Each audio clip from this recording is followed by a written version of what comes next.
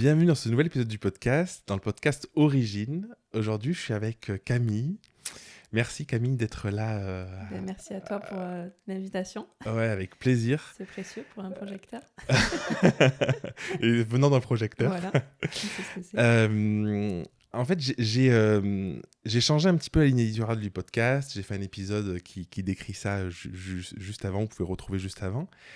Et l'idée, c'était vraiment d'aller dans l'origine des personnes, de comprendre un petit peu pourquoi elles font ce qu'elles font aujourd'hui, qui elles sont, qu'est-ce qui se passe, essayer d'aller en profondeur.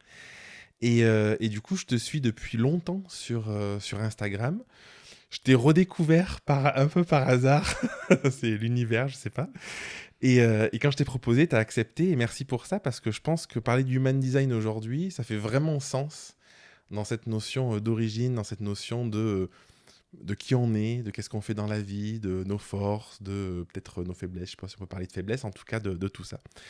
Est-ce que tu peux commencer par te présenter, dire qui tu es, d'où tu viens Oui, tout à fait. Donc moi, je m'appelle Camille Marissène. Donc j'ai 35 ans. Je suis maman d'une petite fille de 11 ans. Et j'ai découvert le Human Design, c'était en 2020. Donc ça fait bientôt 6 ans que je travaille avec. Et ça a été le début d'une nouvelle vie, parce qu'il y a une vie avant le Human Design et une vie après le Human Design. Voilà, donc je suis sur cette quête de développement personnel depuis peut-être bientôt 12 ans maintenant. Je suis passée par un tas d'épreuves, d'étapes. Je me questionnais beaucoup sur le sens de la vie, sur qui j'étais, à travers ce que je vivais aussi. Je suis quelqu'un qui est passé par un tas de schémas, on va dire, répétitifs. Et donc, c'est ce qui a provoqué, en fait, chez moi des prises de conscience. De me dire, mais pourquoi, en fait, tout ça m'arrive, en fait. Pourquoi je vis ça Pourquoi je vis ça? Pourquoi je me prends à chaque fois des murs? Je répète les mêmes schémas, que ce soit au niveau relationnel, professionnel ou même financier.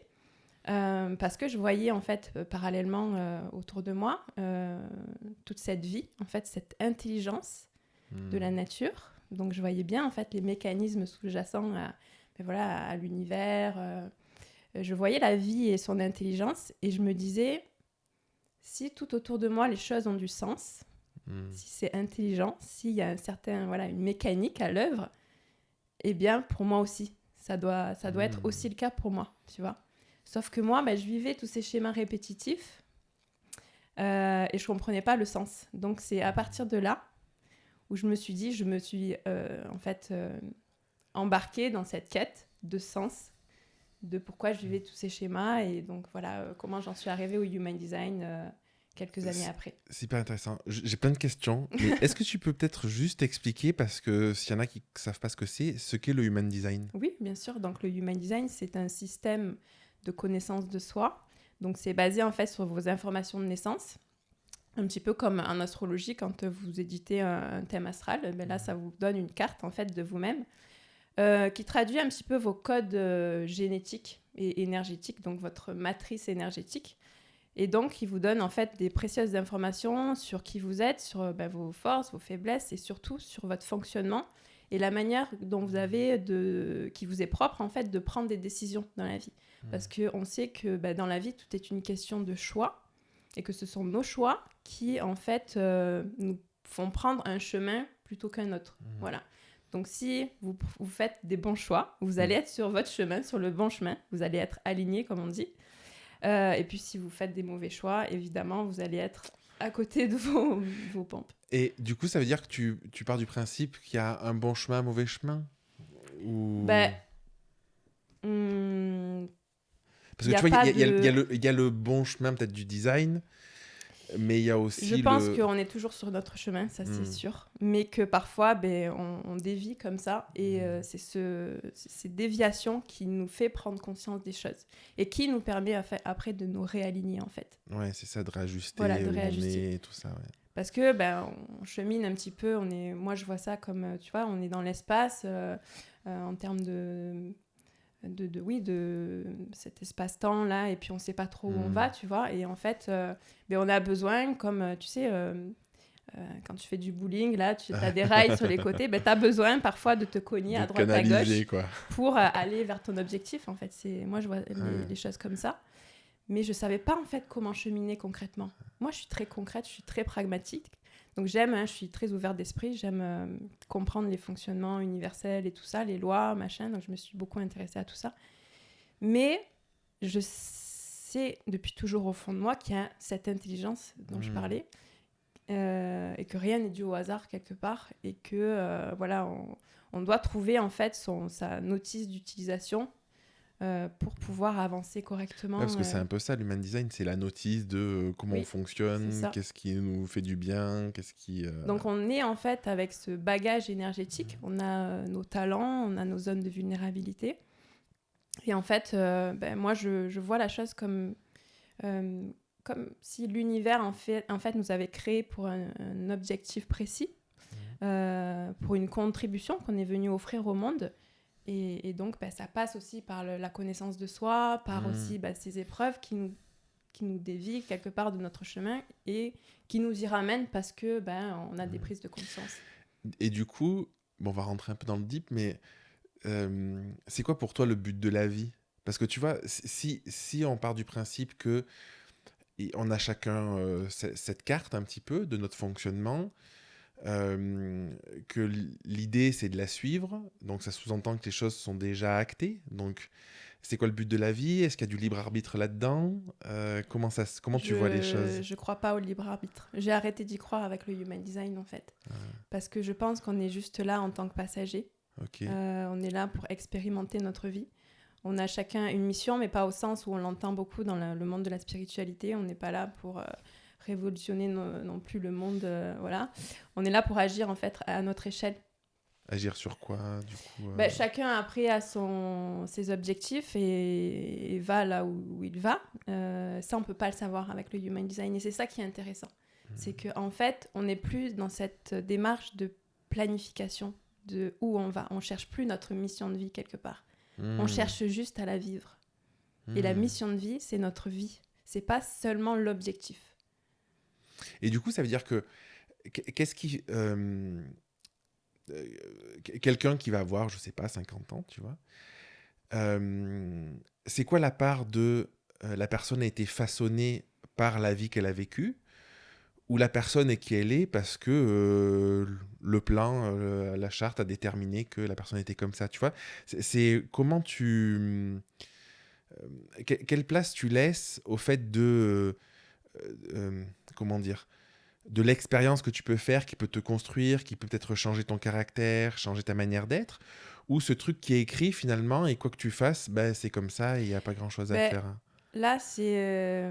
moi, je me fais pas ce genre de nœud au cerveau. Okay. Pour moi, les choses sont simples, en fait. Okay. Tout est juste dans la vie. Comme je disais, on se réaligne au fur et à mesure comme ça. On a des conditionnements, donc ce qu'on peut voir à travers nos centres ouverts.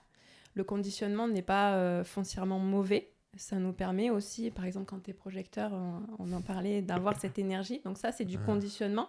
Quand tu dis conditionnement, c'est quoi ? À travers nos centres, en fait, on a 9 centres. Et à travers 9 centres, on a cette expliquer. source Donc, d'énergie. on a ces différents centres. Voilà, sur un design, vous voyez que vous avez 9 centres.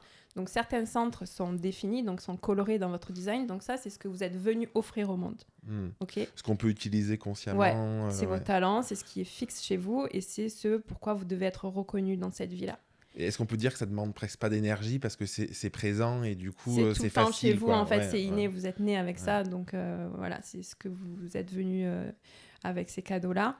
Et puis vous avez ces zones qui sont blanches, donc non définies, qui sont ouvertes du coup au conditionnement extérieur. Donc ça, comme je disais, c'est pas foncièrement mauvais d'être conditionné par l'extérieur parce que ça nous donne l'énergie que nous n'avons pas de manière innée en fait dans notre design. Donc, le tout, c'est de respecter donc, ces fonctionnements. Donc, le Human Design, ça vous donne en fait votre notice d'utilisation. C'est un petit peu votre carte routière. Et la manière dont vous êtes fait pour prendre des décisions. Donc, vous avez ce qu'on appelle la stratégie et l'autorité intérieure qui sont propres à chaque individu. Qui va vous permettre en fait de cheminer correctement dans cette vie. Donc, d'être aligné et de rencontrer, si vous voulez, les bonnes forces.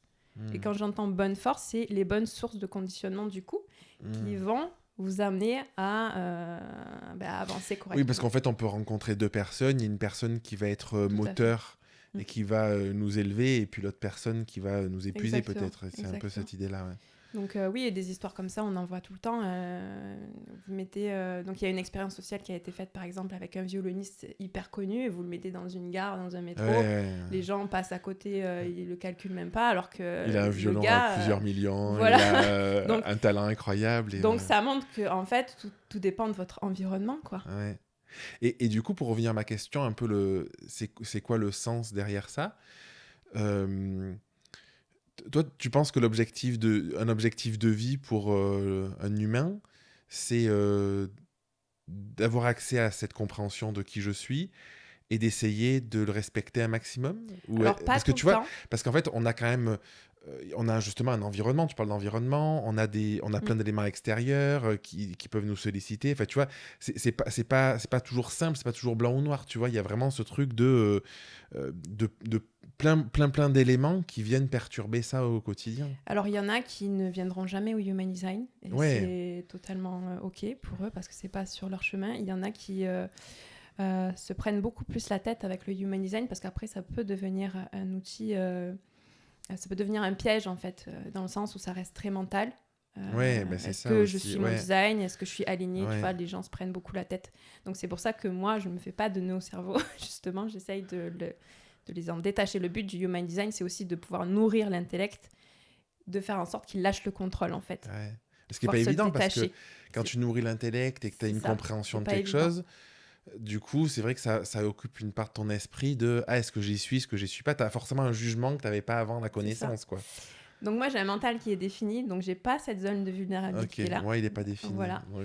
Donc je suis pas influençable au niveau de toutes ces pensées qu'on peut avoir. Donc c'est pour ça que je dis beaucoup aux gens, vous faites des nœuds au cerveau pour rien, mais les choses sont simples en fait. Donc il y a des gens autour de moi qui arrivent en fait à leurs objectifs de vie, mais sans avoir une conscience particulière des choses, quoi. Ok. Tu vois ? Ouais. Si tu rencontres le Human Design à un moment donné dans ta vie, et je pense que d'abord c'est le Human Design qui te choisit, qui vient te chercher, en tout cas moi ça a été mon cas, parce que je vivais ces schémas répétitifs et qu'à un moment donné j'en avais besoin, mais c'est pas le cas pour tout le monde. C'est pour ça que aussi en tant que accompagnante, je vais pas forcer les choses, je vais pas si je vois que c'est pas adapté pour toi, je vais pas t'emmener au Human Design juste pour vendre, parce que ça peut être vraiment un piège pour les personnes qui s'engouffrent là-dedans, et ça peut être vraiment un fardeau en fait.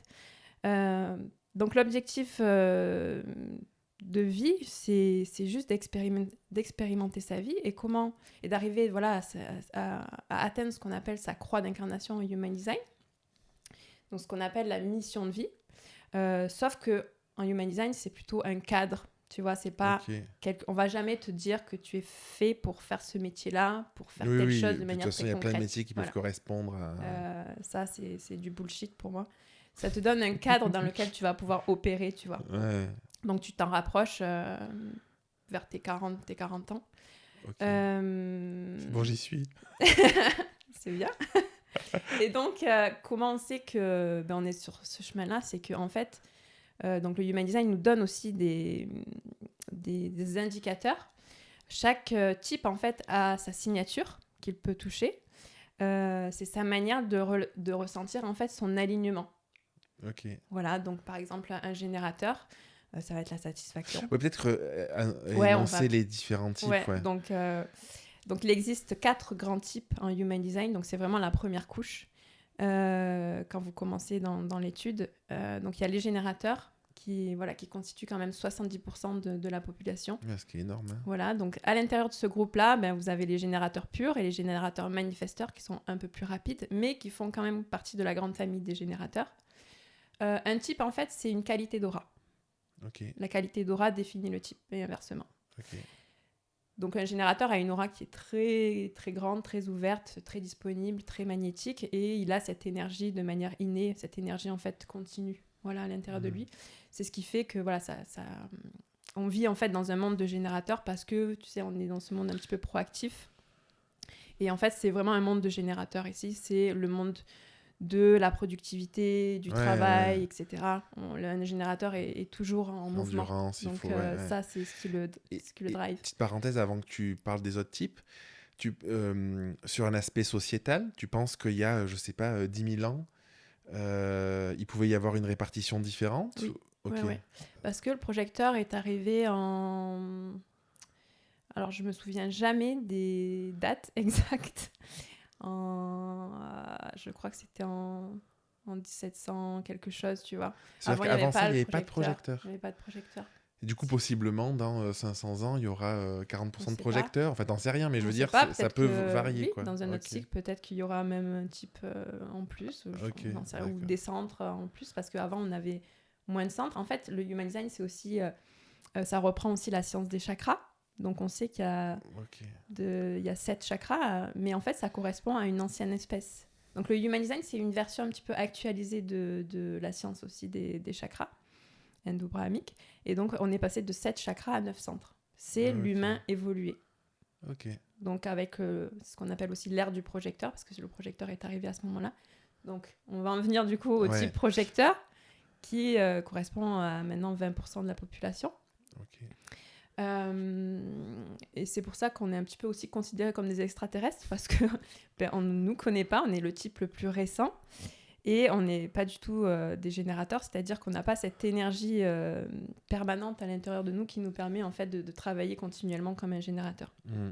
Nous, on est plutôt des guides, des conseillers, on est des personnes très intellectuelles qui sont ici pour étudier les systèmes de compréhension, en fait, pour mieux guider le générateur à accomplir en fait dans la matière. Ouais, pour préciser, tu vois, moi j'ai eu des fois des personnes, des coachs qui me coachaient, des personnes qui me coachaient, ou même des thérapeutes et tout, ou en coaching par exemple, je disais, mais je suis épuisé, là j'ai fait un truc pendant 2 heures, j'ai plus d'énergie, tu vois.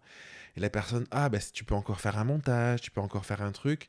Et alors je savais pas à l'époque, mais probablement que ce sont des générateurs. Et il y a vraiment ce truc de compréhension. Je pense que même quelqu'un qui veut pas s'intéresser plus que ça à l'human design, au moins d'aller voir les différents Oui. types, les différents profils, de comment ça fonctionne et tout, parce que il y a vraiment des fractures énormes dans la manière de fonctionner, dans la manière de vivre au quotidien et tout ça, tu vois. Les gens ne comprennent pas qu'ils sont différents des autres. Ouais, c'est ça. Et donc le Human Design, ça emmène aussi à une plus grande tolérance Ouais. du respect de l'unicité de chacun. Ouais, exactement. Donc rien que de savoir vraiment les bases du Human Design, bah, ça peut vraiment faciliter vos interactions, Ouais. déjà vous comprendre vous-même, mais aussi comprendre les autres. Ouais. Donc générateur, avec les générateurs manifesteurs, les projecteurs. Les projecteurs, donc comme je disais, le type est une qualité d'aura, donc le projecteur a cette aura qui est en fait focalisée sur l'autre. Quand le générateur a une aura qui est très ouverte, donc là le projecteur va pouvoir en fait cibler le générateur, aller se brancher en fait sur son centre de l'identité, et c'est ce qui lui permet de voir de façon claire et mieux même que ce que le générateur est capable de se voir lui-même. Donc c'est pour ça que vraiment c'est des bonnes collaborations générateur-projecteur, c'est vraiment le secret de la vie, quoi. Tout est basé sur la collaboration des générateurs et des projecteurs aujourd'hui. Ok, ouais, c'est intéressant. Pour un business, ça vaut le coup de s'associer du coup avec voilà, donc... le type complémentaire, quoi. Mais comme c'est un type qui n'est pas encore reconnu à sa juste valeur, parce qu'il est récent, c'est pas trop... Pourquoi tu dis ça dans quelle mesure? Parce que quand tu dis reconnu, c'est que les gens n'arrivent pas à le percevoir, ou parce que sur l'ensemble de la société, comme tu disais, tout est basé sur un peu la surproductivité, tout ça, cette énergie constante. Du coup, on se dit, c'est un pauvre type, parce que du coup, tu sais, il n'a pas les compétences qu'il faut, quoi. Les générateurs, ouais, déjà, on est beaucoup, je pense, jugés en tant que projecteur, vu qu'on n'a pas cette énergie permanente, on est un peu jugé de feignant, Moi, parfois, je culpabilise nature. quand je m'assois, juste parce que j'ai besoin de me reposer, et que je vois du monde qui bouge partout et tout. Allez, j'y vais, tu vois, et je sais que je suis contre nature, du coup, mais je me sens obligé parce que l'environnement indique ça, quoi.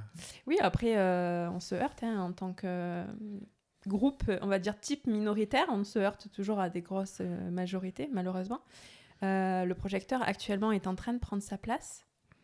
Et on en parlera peut-être plus tard, je ne vais pas tout mélanger. Mais voilà, c'est pas un type qui est actuellement encore reconnu, en tout cas, c'est en transition. on est en train de le reconnaître petit à petit. Parce qu'avant, on fonctionnait sur une énergie de manifesteur. Donc, c'est donc un troisième type, manifesteur. Un troisième type qui impose un petit peu son... voilà, c'est un type qui est plutôt imposant. Et donc, on le voit même dans nos systèmes gouvernement, tout ça, c'est très imposant. C'est très... voilà, sans rentrer dans les détails. Mais aujourd'hui, le projecteur est venu aussi pour amener ce nouveau fonctionnement, cette nouvelle façon d'être avec l'autre et de fonctionner en société. Et d'être invité. Tu vois, la stratégie du projecteur, c'est sur invitation, je te sollicite, mais si je t'ai demandé ton avis. Et donc, c'est ça aussi qu'on est venu emmener en tant que projecteur. Dans l'écoute de l'autre, dans la compréhension de l'autre. C'est ça. Aussi dans la lenteur, dans les choses bien faites. Tu vois, un générateur, c'est quelqu'un qui a beaucoup d'énergie, mais c'est comme les enfants, en fait. Ils gaspillent beaucoup. C'est une belle métaphore. Ils se prennent des murs, ils tombent, ils se relèvent parce qu'ils ont de l'énergie. Donc, ils se relèvent, ils sont capables de se relever et de se reprendre encore des murs. Ils n'investissent pas leur énergie au bon endroit. Et ça, c'est dommage. C'est ce que le projecteur est ici pour voir et pour modifier, pour améliorer. Donc, si vous avez des soucis dans votre vie, allez voir un projecteur et invitez-le parce que... Allez nous voir, venez nous parler. C'est ça. Donc, le projecteur est vraiment ici pour ça, pour en fait... aider le générateur à investir son énergie correctement dans les choses qui ont du sens pour lui. Et le projecteur, en fait, se réalise lui-même à travers l'autre. C'est-à-dire qu'il vise votre réussite. Ouais, c'est vrai. Il est un petit peu dépendant de l'autre pour accomplir sa propre mission de vie, on va dire. Trop intéressant. Je valide parce que du coup, ça me fait penser à ce que je vis aussi. Tu as des connexions. Ouais, j'ai des connexions. Donc, troisième type, tu as commencé à le dire, donc manifesteur. Donc, le manifesteur, alors, c'est un type, donc c'est 9% de la population. Ce sont des gens qui ont... Alors, on a tous besoin des autres pour avancer dans notre vie, c'est sûr, mais beaucoup moins le manifesteur parce qu'il n'a pas une stratégie qui est basée sur la dépendance de l'autre. C'est quelqu'un qui peut initier, en fait. Il est là pour prendre des initiatives et comme c'est un petit peu le départ, en fait, il n'a pas besoin de l'autre pour agir et pour se mettre en mouvement, tu vois. Okay. Lui, c'est quelqu'un de très indépendant, qui cherche la liberté, la paix, et donc du coup, il comprend pas du coup pourquoi. Son problème à lui, c'est vraiment d'être parmi les autres. Un petit peu oui, à du l'inverse. coup, ça doit être dur. En plus, 9%, c'est pas énorme. Voilà. Du coup, Donc, il a aussi cette... Donc, ce n'est pas un générateur, donc il a aussi cette énergie fluctuante. Lui, il est là pour lancer des mouvements, en fait, pour prendre des initiatives. Oui, là où les générateurs vont en fait venir concrétiser, le projecteur guider, tu vois, le manifesteur, il est là pour lancer les choses. Ok.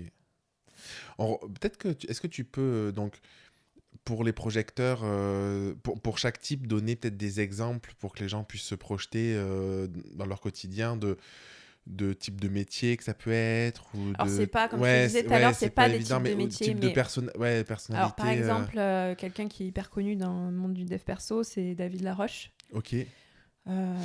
C'est quelqu'un qu'en fait, lui, j'adore il est manifesteur. Il est manifesteur. Okay. J'adore prendre son exemple parce qu'en fait, on est entré dans ce cheminement du dev perso au même moment, il y a 12-13 ans. Et il commençait à faire ses vidéos YouTube. Sauf que lui, il a percé et voilà. Et moi, en tant que projecteur, j'en suis où j'en suis. Mais tout ça pour dire que en fait, c'est très rapide un manifesteur parce que ça a la capacité de manifester en fait. Il n'a pas besoin de l'autre, attendre un certain conditionnement de l'autre pour manifester les choses. Ok. Et tu veux dire qu'un projecteur, un générateur, il peut pas avoir le niveau de réussite d'un... Non, ça veut pas dire ça. C'est pas ça. C'est pas ça. Quand tu dis que, tu vois, en 12-13 ans, il a explosé, ça veut dire que ça peut pas arriver à d'autres types parce que lui, il était quand même aligné à son design. Je suis allée lui demander ses infos de naissance. Donc, j'ai bien pu étudier son cas, mais... Il a accepté Ouais, et il a accepté. Donc, non, mais lui, il était... Après, chaque type a ses challenges. Ouais. Lui, c'était quelqu'un qui était aligné. Donc après, c'est vraiment comme un bulldozer, le manifesteur. Quand tu manifestes, qui était aligné à ce que tu fais et tout, ça peut aller très, très vite. Okay. Mais ce que je voulais dire sur le manifesteur, c'est que il est là pour lancer des choses. Et puis après, il va passer sur autre chose, tu vois. Donc dans sa boîte, dans son entreprise qu'il a créée, aujourd'hui, il fait plusieurs choses. Et il a appris à déléguer. Ça, c'est quelque chose qui est difficile pour un manifesteur de déléguer parce que c'est quelqu'un de très contrôlant. Ouais, très exigeant, Voilà, donc contrôlant. Ouais. chaque type a ses Ouais, il a défis. l'air comme ça, David. Là. Et donc lui, bah, il a pu avancer très rapidement comme ça. Mais évidemment, chaque type n'a pas le même rythme.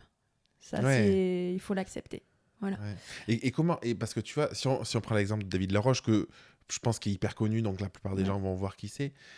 J'ai l'impression qu'il a beaucoup d'énergie parce que moi, je l'ai connu aussi très très très très jeune. Au tout début de sa réussite, parce que j'ai un ami qui avait créé une start-up et en fait il n'était pas connu et il me parlait de lui, il me disait il y a un gars qui commence à sortir un peu, enfin voilà. Et j'avais cette impression qu'il avait quand même une belle énergie, tu vois, de faire ses vidéos, de faire des séminaires, de faire plein de trucs.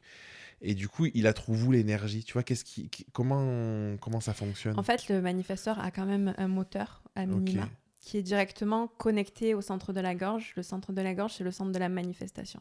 Donc, ok, c'est des gens qui ont une grande puissance en fait d'action, ok, mais c'est intense et temporaire. Donc, c'est sur des phases, on va dire. ok. Donc, nous, bah, de loin, on le voit comme quelqu'un d'hyper productif, mais je pense qu'il a quand même des phases parce qu'en tant que Oui, que manifesteur, de tu toute vois façon, pas il en en a fait. besoin. Pendant Oui, 15 jours, c'est à fond, et puis pendant c'est 3 ça. semaines, Donc, il n'y a plus rien. Ouais. Donc, il va avoir, de toute façon, il a besoin de phases de retrait où, en fait, il a besoin de travailler sa créativité pour lancer, en fait, de nouveaux mouvements, tu vois. Hmm. Parce qu'il est toujours dans cette prise d'initiative, etc., le manifesteur. Nous, on ne le voit pas, évidemment, via les réseaux, mais c'est comme ça qu'il fonctionne. Et ce qu'on va voir, en revanche, quand il va se reconfronter au monde, s'exposer, on va voir ces grandes phases de puissance, en fait, Ouais, cette énergie. de manifestation. Ouais. Ok, Et on va voir que les choses vont très vite pour lui. ok. Mais il a besoin de déconnecter aussi à certains moments parce que ce n'est pas un générateur. Ok. Il Hyper va avoir une intéressant. énergie beaucoup plus intense qu'un générateur. Là où le générateur est là pour l'endurance, tu vois, la Ouais, c'est assez continuité, constant. la Ouais, durabilité. C'est ok. un taureau, quoi. C'est, voilà. Alors que le manifesteur, c'est un sprinter, c'est un léopard. Et puis, il va avoir besoin de se mettre sous son arbre et de dormir avant de repartir pour de nouveaux élans, quoi. Ok. Donc, voilà un petit peu le manifesteur. Et puis après, on a un quatrième type donc, qui s'appelle le réflecteur. Donc Ouais. ça, c'est un type qui est extrêmement rare. 1% du coup. 1% Ouais. des gens et qui, eux, sont en fait ici pour refléter le niveau de conscience. Ce sont des gens qui sont tout ouverts dans leur schéma. Et donc, quand on a des centres ouverts dans un schéma, c'est vraiment une énergie qui va amplifier. Donc, ils ont aucun centre qui est défini? Aucun centre Ah n'est ouais. défini chez un réflecteur, donc ce sont comme des miroirs, si tu veux. Tu sais, les centres Ok. ouverts, ce sont des C'est miroirs dur dans la des vie, autres. ça? Ils savent pas trop qui ils sont en général, ouais, c'est parce que c'est assez difficile pour eux. Un jour, ils sont comme ça, le lendemain, ils changent de personnalité, mais c'est leur fonctionnement. T'as un exemple de quelqu'un connu, plus ou moins, qui... J'ai... comment elle s'appelle, celle qui fait des câlins, tu sais, Ama? Amla Ama? Ouais. Ouais, ok. Elle vient à Aix-en-Provence dans Voilà, 15 jours, elle. et en fait, les réflecteurs, j'aime bien prendre son exemple parce qu'ils goûtent à tout. Ils adorent en fait la consistance que leur procurent les autres.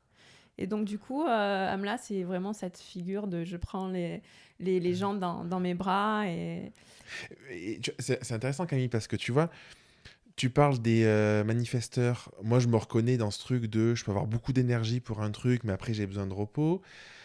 Tu parles d'Ama, je me dis, moi j'adore faire des câlins, ça me ressource, tu vois. Donc, est-ce qu'il y a des subtilités où oui. en fait on peut avoir des traits d'un autre. Alors, non, quand on est un type, Ouais. on est notre type. Mais après, ce que tu me dis là, j'ai ton schéma qui me vient dans la tête. Il faut bien comprendre que le type... Je vais le dire à la caméra, elle connaît tout de moi déjà. Presque. Il faut comprendre que le type, en fait, c'est vraiment la première couche de l'oignon, quoi. Ok. Et que après, quand on rentre dans les détails d'un design, il y a vraiment plein de subtilités. Et en fait, vous n'avez pas un design qui est pareil. Ok. Voilà. Donc, voilà, quand on est tribal, on aime bien aussi les câlins. Donc, ça, c'est ton cas. Voilà, et on peut avoir des similitudes avec un type. Mais il faut bien comprendre. C'est pour ça qu'il faut bien quand même étudier son schéma et que ça demande du temps et de la compréhension, quoi. Ouais. Trop intéressant. J'avais une question. On en a parlé un petit peu en off. Moi, je m'intéresse énormément à toute cette notion de comment notre vécu enfant crée la personne que l'on est. Ce qui peut être remis un peu en question avec le human design, parce que si on part du principe que c'est déjà écrit avant, bon, qu'est-ce qu'il en est, tu vois? Est-ce qu'on vient juste expérimenter? Et est-ce que les expériences qu'on vit finalement enfant sont juste là pour appuyer les choses, ou est-ce qu'elles sont vraiment créatrices de quelque chose? Mais en tout cas, dans ton parcours, avant d'arriver, donc tu disais, il y a combien t'as dit, 6 ans, 10 ans? Ah oui, 2020, l'human design? Human Ouais. Design, ouais, de 2020. Donc ça veut dire que tes 30 premières années de ta vie, 29, 30 premières années de ta vie, euh, est-ce que tu as des moments où tu t'es senti vraiment perdu, où tu as senti que tu vois, il te manquait quelque chose, et qu'est-ce que ça a créé pour que tu ailles jusqu'à au Human Design? Même si tu as dit que tu pensais que le Human Design te trouvait plus que ce que tu le trouvais, Ouais. mais... Donc comme je disais au début, donc j'étais dans ces schémas répétitifs. Donc entre le moment où tu prends conscience que tu as Depuis des toute schémas... petite? Ouais, depuis petit. En fait, j'étais toujours très observatrice depuis toute petite. Je m'intéressais aux choses, au fonctionnement des autres. J'observais beaucoup je voyais qu'il y avait autant de psychologie que d'individus sur Terre. Enfin, ça m'a toujours intéressé, même si j'en avais pas vraiment conscience quand j'étais petite. Donc, avec le Human Design, après, ça s'est confirmé. Mais qu'est-ce que je voulais dire? J'ai perdu le fil. Euh, je peux te poser une autre question et Oui, revenir vas-y. après. En fait, Profitons-en. non mais c'est trop Il y a tellement intéressant. Non mais il y a beaucoup d'informations. En plus on est tous les deux. Même moi, Voilà. je perds le Oui. fil. Non, la question c'était les événements que tu as pu vivre petite Ah oui, c'est qui ça, ont ouais. conditionné. Mais là ça m'évoque quelque chose. En coaching, il y a toujours un moment où, en tout cas dans les coachings le type de coaching que je pratique, où on arrive à l'origine de la problématique. Et l'origine, c'est quoi? C'est quand la personne, elle perçoit très concrètement l'événement, les interactions, émotionnellement, ce qu'elle a vécu, qui a créé cette blessure dont on parlait tout à l'heure, ou ses forces, sa zone de génie, son super pouvoir, on peut l'appeler comme on veut, tu vois. Et du coup, quand on part du principe du coup que l'human design, il y a quelque chose qui est écrit, est-ce que ce truc-là, tu penses que c'est faux? Est-ce que enfin, tu vois, c'est dur à exprimer parce que... En fait, je pense qu'il y a plusieurs niveaux de conscience, Ok. tu vois. Avoir une hauteur sur une vision globale des choses, ça ne veut pas dire qu'on va pas aller toucher, expérimenter des détails qui vont nous permettre d'avancer. Et on a besoin de se mettre en action quelque part. Tu vois, les choses ne se font pas miraculeusement. Donc, on a besoin d'aller peut-être contacter les bons thérapeutes pour aller éclairer certaines choses. Je vais donner un exemple typique. L'un n'empêche pas l'autre. Tu vois, je vais donner un exemple. Une cliente, elle n'arrive pas à communiquer, elle n'arrive pas à se montrer. Elle avait un gros problème de communication. J'ai pas mal de personnes qui ont des problèmes de communication. Elle n'arrivait pas à se montrer. Gros blocage. Elle ne comprend pas pourquoi. Blocage au point de ne pas pouvoir montrer sa tête sur les réseaux, tout ça. Ce qui est problématique quand c'était à ton compte, parce que sur ton site, si on ne voit jamais ta tête, tu ne crées pas cette connexion avec les gens et tout. Et du coup, on remonte à un événement qui lui paraît du coup hyper anodin comme ça sur le coup, et qu'après a été révélateur, où elle a 2 ans et demi, 3 ans. Elle passe sous le grillage de l'école maternelle. Elle rentre chez elle. La maison familiale était à quelques centaines de mètres. Elle arrive. Sa mère, prise de panique, stress, appelle l'école, c'est inadmissible, tout ça, et l'empêche. En tout cas, la déscolarise pendant 1 an. Et cette personne, du coup, à 2 ans et demi, 3 ans, elle a ce truc hyper violent de « je suis déscolarisée », donc avec sa conscience de l'époque en tant qu'enfant. Et ce qu'elle vit, c'est me montrer, sortir, m'exprimer, expandre, machin. C'est un danger, donc je me replie sur moi, donc je me referme.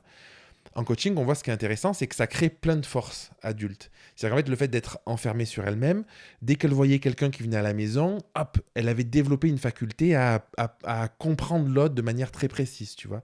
Par contre, elle a quand même cette blessure qui est persistante et qui guide toute sa vie à la suite, tu vois. Et quand je te disais l'exemple en coaching, on peut revenir à un événement concret, tu vois, cet événement concret, du coup, dans ma vision aujourd'hui, peut-être que ça va changer, je ne sais pas, mais ça crée ce qu'on peut appeler comme une blessure ou un vide, un manque, qui va guider ton cheminement et qui va guider ton caractère et qui va guider tout ce que tu crées à l'opposé de ça dans ton rapport aux autres, dans ta manière d'agir au monde, dans tout ça, tu vois. Et la question que je me pose là par rapport au Human Design, c'est est-ce que ça, c'est écrit finalement et qu'on vit un événement et ce qui est un hasard ou pas, si on croit hasard, et du coup, il vient juste conforter le fait que ce soit écrit avant, ou est-ce qu'il y a vraiment des événements qui peuvent créer des choses en nous? Tu peux retrouver tous tes aspects, ce que tu appelles les blessures, tout ça, tu les retrouves dans ton design. Ok. Ce sont des... Dans le Human Design, il y a cette notion aussi de polarité. Et donc, il y a chaque élément dans le Human Design possède cette polarité et donc a cette facette ombrageuse et un peu plus lumineuse. Et donc, le tout, c'est comme je te disais tout à l'heure, c'est d'avoir les bonnes forces dans ta vie. Donc, le Human Design, ça apporte cette vision globale, tu vois. Mais ça n'empêche que, dans la matière, concrètement, on a besoin d'avancer. Et comment on avance, c'est parfois en allant se heurter Des à expériences situations, de vie, à des expériences qui nous donnent l'impression, enfin, pas juste une impression, mais qui nous provoquent des blessures. Mais ça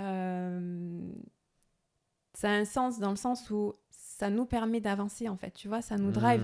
À partir de là, j'ai une blessure, je vais aller voir un thérapeute. Ouais, c'est les personnes pour qui ont envie d'avancer, ils vont se dire, ok, comme tu disais, Chacun schéma après son chemin, répétitif, tu vois. je vais essayer de faire en sorte que Peut-être ça un change, thérapeute, quoi. peut-être que quelqu'un d'autre, ça sera une activité, Ouais, peu importe, j'en sais ouais. rien. Mais on prend cet exemple-là que tu as pris. Donc, tu vas aller voir un thérapeute qui va te permettre d'avancer comme ça. Et moi, c'est ce que j'ai observé dans mon vécu jusqu'à ce que j'arrive au Human Design. Ok. Tu vois. Mais chacun, après, a ses méthodes pour avancer. Ouais, ok. Tu vois. Et on a besoin, comme je disais au début, d'aller se heurter sur les rails de cette piste de bowling là, pour aller jusqu'à l'objectif. Donc chacun son chemin, c'est pas ça sera jamais le chemin de votre voisin, de vos parents. Donc c'est pour ça que c'est important aussi d'être ancré avec son autorité, sa stratégie en Human Design. Mais chacun va aller contacter ce dont il a besoin pour avancer. Au moment Et où parfois, ça demande de se heurter à des blessures pour prendre conscience qu'on a besoin d'aide à ce moment-là. Et on va cheminer comme ça au fur et à mesure. Et du coup, ta vision, toi, aujourd'hui, donc tu disais que t'avais eu ce truc très répétitif de te prendre des murs jusqu'au moment où tu découvres l'Human Design. Ta vision aujourd'hui, est-ce que tu te prends plus de murs? Comment ça se passe pour toi? Non, mais parce que Alors après, c'est très spécifique, par exemple, à votre profil. Ok. Donc vous avez le type, mais après, quand vous allez plus en profondeur, vous avez aussi le profil. Donc moi, je suis un profil 3, donc je ne m'arrêterai jamais de me prendre des murs, tu veux. Ok. Mais la différence, c'est qu'aujourd'hui, je le Tu comprends. es content de les prendre. Ah, mur, bim. Alors non, je ne suis plus dans ces schémas répétitifs. Ok, voilà, c'est ça la question. Est-ce que tu arrives à en sortir? Je me prends des murs, mais c'est toujours nouveau, si tu veux. Ok, tu te prends des nouveaux murs qui t'aident à avancer. Élargir ta conscience. Voilà, quoi. ça c'est mon cheminement et ce sera toujours le cas dans ma vie. C'est comme ça que j'apprends en fait. C'est vraiment par l'expérience, par un processus d'essai et d'erreur. Ok. C'est ce qui fait qu'aujourd'hui j'ai de la valeur en tant que guide en Human Design. C'est parce que j'ai tellement connu de merde dans ma vie, de galères, que je comprends en fait les gens que j'accompagne, tu vois. Donc si avant je comprenais pas tout ça, pourquoi je me heurtais à des choses et j'arrivais pas à m'en sortir et vraiment il y avait rien qui allait, quoi. Donc pour en revenir à ces schémas répétitifs, c'est du style voilà, j'ai vécu dans mes relations la trahison, mais à des niveaux indécents, on va dire. Et à chaque fois, c'était la même chose. Abandon, trahison, un sentiment d'injustice démesuré. Il faut savoir que je suis quelqu'un que j'ai jamais remis en question ma valeur. C'est-à-dire que la plupart des gens, ils vont aller réparer une certaine confiance en soi qu'ils n'ont pas. Ouais. Moi, je me disais, mais Camille, t'es quand même intelligente. Tu mérites d'avoir une vie qui a de la valeur. T'es pas la dernière des connes, t'es plutôt jolie. Enfin voilà, tu vois, je me dis, mais ça, c'est pas valorisé dans la société. Hein. Pardon ? C'est pas valorisé dans la société, ça. Oui, voilà. Ouais. Donc moi, quand même, j'avais quand même cette conscience de moi-même. Je me dis, mais en fait, je mérite la vie que j'ai envie d'avoir. Quoi. Ouais, okay. Je suis pas là à me réparer sur ma confiance en moi, sur mon estime de moi, machin truc. J'ai de la volonté, voilà. Donc je comprenais pas, tu vois. Donc je répétais les schémas et aussi bien aussi dans les jobs J'ai enchaîné, je suis passée de... Mon premier métier, c'était cavalière d'entraînement de chevaux de compétition. Je fais ça pendant 8 ans. Après, 8 j'ai ans. été styliste. Rien Ah, à ok, voir. d'accord. Je crée des robes de mariée. Donc, j'ai eu plusieurs entreprises dans le milieu de la mode. J'étais designeuse textile. Puis j'ai eu une marque de bijoux haut de gamme. J'ai une marque de cosmétiques aussi. Enfin, voilà. Après, je suis allée plutôt dans le bien-être. J'ai eu plusieurs formations. Enfin, bon, bref. J'ai fait vraiment tout un tas de trucs à la fin, tu te disais, mais à quoi ça sert, quoi? Enfin, je vois pas le puzzle. Je comprends rien à ma vie, en fait. C'est terrible. Et tu vois, je me sentais complètement paumée. Je Et sais là, pas tu où sens j'allais. aujourd'hui pourquoi. Et oui. Ouais. Et en fait, donc j'étais aussi dans une situation très précaire, du coup, parce que j'étais complètement instable. Donc j'ai fait des erreurs aussi au niveau personnel. Le fait d'avoir un enfant, tout ça, ça m'a beaucoup impacté. De me retrouver seule rapidement, etc. Enfin bon, bref, j'ai vécu tout un tas de trucs, de difficultés, jusqu'au jour où, en fait, j'ai vécu un énième échec sentimental. Okay. Et là, j'ai pas compris. Et là, encore une fois... fois... J'ai dit, c'est plus possible, quoi. Encore une fois, je me suis dit, mais en fait, c'est plus possible. Et tout ce que tu dis, là, depuis tout à l'heure, c'est inscrit dans ton design ? Le fait de prendre des murs, le fait de... Oui. Ah, le human design m'a éclairé sur tout ce que j'ai vécu, sur tous ces aspects-là. Donc tu vis cet échec sentimental. Donc j'arrive à encore cet échec. Et en fait, je m'écroule même pas, tu vois, sur le moment, je suis fascinée, si tu veux. Je suis fascinée de ces mêmes schémas qui se répètent dans ma vie. Sauf que là, je le verbalise, tu vois, je me tourne vers le ciel comme ça, je me dis, j'étais seule chez moi. Je me dis là, je veux comprendre. Tu vois, c'est même pas, je m'en fiche de la personne qui vient de me détruire encore pour la énième fois. Je veux comprendre, en fait. Je veux la clé de compréhension. Et c'est là que le Human Design est apparu quelques semaines après. Il est venu me chercher parce qu'il a insisté. Quand tu dis il est venu me chercher, c'est-à-dire que un anniversaire d'un ami m'a édité mon design, mais il n'a pas su trop me l'expliquer, donc j'ai laissé ça de côté. Et puis il est revenu, en fait, par le biais d'une story sur Instagram d'une nana que je ne suivais absolument pas. Enfin, je regardais jamais ses stories. Le jour où je regarde, elle avait fait son analyse en Human Design, donc elle reconduit vers un autre compte. Et là, donc j'arrive sur ce compte en question qui parlait du Human Design. Et là, c'était le coup de grâce, en fait. C'était une révélation. Je commence à lire les trucs du projecteur, machin. En fait, dans Human Design, il y a du vocabulaire très précis, en fait, qui arrive à provoquer des grosses prises de conscience. Rien que la notion d'invitation, fluctuation de l'énergie, tout ça. Moi, ça m'a beaucoup aidé, ce truc-là. Et en fait, je me rappelle, j'ai le cœur qui bat et je me dis, en fait, là, à ce moment, je me dis, le pire est derrière toi. Ok, carrément. Donc, je conscientise ça, tu vois. Je me dis, ça y est, je suis délivrée. C'est quoi ? C'est un ressenti de... j'ai trouvé la solution, quoi ? Une intuition de ouf, la solution. Donc, je sais que le pire est derrière parce que à partir de ce jour-là, je suis sur ce chemin de compréhension, de clarté, qui va durer quand même un moment. C'est pas parce que vous avez des prises de conscience que tout se résout du jour au lendemain. Non, le Human Design, c'est pas ça. Pas du tout, même. Mais je me dis, là, j'ai au moins les clés que j'attendais, les clés de compréhension que j'attendais depuis 15 ans de ma vie, quoi. Ok. Voilà. Et donc, en fait, le puzzle, là, d'un coup, tout ce que j'ai vécu, bam, bam, bam, c'est... ça se reconstitue. C'est reconstitué sous mes yeux, dans ma tête. Et qu'est-ce que ça a changé pour toi d'avoir parce que ce que j'imagine, là, je me projette, tu me dis si je me trompe, mais c'est un peu ce truc de... ah ok, en fait, tout ce que je vis, ça a un sens, je comprends pourquoi. Il y a des choses qui s'expliquent, il y a des complémentarités, il y a des choses qui sont polarisées, comme on disait, et ça vient recréer de l'équilibre, recréer du sens, de l'alignement, tout ça.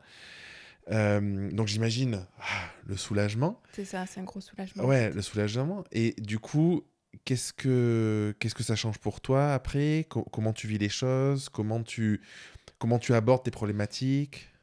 En fait, déjà, là, ça me donne une clé, par exemple. Donc, c'est plein de petits détails comme ça. Je ne suis pas un générateur, donc je n'ai pas cette énergie constante à disposition. Et en fait, moi, j'étais dans cette démarche de trouver le problème, de la maladie que j'avais, quoi. Et ouais, du coup. Ma mère, pareil, était projecteur et toute sa vie, elle est passée par aller voir des médecins, elle était sous Prozac, enfin vraiment, elle s'est détruite à chercher la maladie qu'elle avait parce qu'elle n'avait pas d'énergie. Et en fait, En se disant, ça va pas, quoi. voilà. Il y a un Donc, problème. à quel point ça peut détruire une personne de ne pas se connaître. Elle est vraiment tombée dans des phases dépressives intenses, en fait, tu vois, ce manque de connaissance de soi. Je comprends. Hein. Enfin, du coup, en tant que projecteur, je comprends ce truc où, en fait, t'as pas de problème. tu vois tous les gens qui s'activent et tu te dis, merde, il faut que je m'active. Et du coup, tu vois bien que tu puises dans ton énergie, mais en fait, tu le fais parce que il faut le faire, entre guillemets. Tu vois, on est conditionné parce que sinon, c'est mal vu, sinon, tu as l'impression de pas avancer. Tu te respectes pas et c'est violent. Ouais. Tu as cette pression extérieure. C'est exactement. Ouais. Donc, rien que de le savoir déjà, ça te libère l'esprit. Déjà, le fait d'être à son compte, je trouve. Après, voilà, chacun va avoir ses méthodes pour... donc ça, c'est la deuxième étape. C'est comment, concrètement, je me mets en mouvement en sachant ça. En ayant ces prises de conscience. Comment tu évolues là-dedans? Donc, déjà, c'est un soulagement. Déjà, je savais, au moment où j'ai découvert le Human Design, que ça allait devenir mon métier. Ok, direct, tu te dis... En fait, j'ai eu une grosse intuition sur le moment. Je savais pas trop, à cette époque-là, qu'est-ce que j'allais en faire, où j'allais aller, quel chemin, quelle voie j'allais prendre. Voilà, j'étais encore dans la galère, je sortais de mes années de confusion, de machin. Mais je savais que le Human Design allait prendre une place très importante dans ma vie. Voilà. Ok. Donc, après, très rapidement, je me suis formée. Donc, j'ai étudié plus en profondeur. Donc, projecteur, il faut savoir qu'il a plus une vision sur l'autre que sur lui-même. C'est comme un phare, en fait. Il éclaire l'autre. Tu peux préciser ça pour ceux qui nous écoutent C'est-à-dire que de par son aura, qui est comme un laser, qui est branché sur l'autre, lui-même, il a des difficultés à se comprendre lui-même. Ouais, ok. Donc, c'est à travers la personne qu'il côtoie, donc au quotidien, qu'il va apprendre à se connaître. Il va remarquer des choses chez cette personne-là qui va le ramener à sa propre identité, tu vois. Ah oui, mais ça, c'est quelque chose aussi que je vois chez moi, tu vois. C'est comme ça Alors que le générateur a beaucoup plus un mode de fonctionnement qui est centré sur lui. Ok. Voilà. C'est son sacral qui va lui donner des indications, alors que le projecteur a besoin quand même d'être reconnu par l'autre, il a besoin de cette reconnaissance, ce carburant, etc.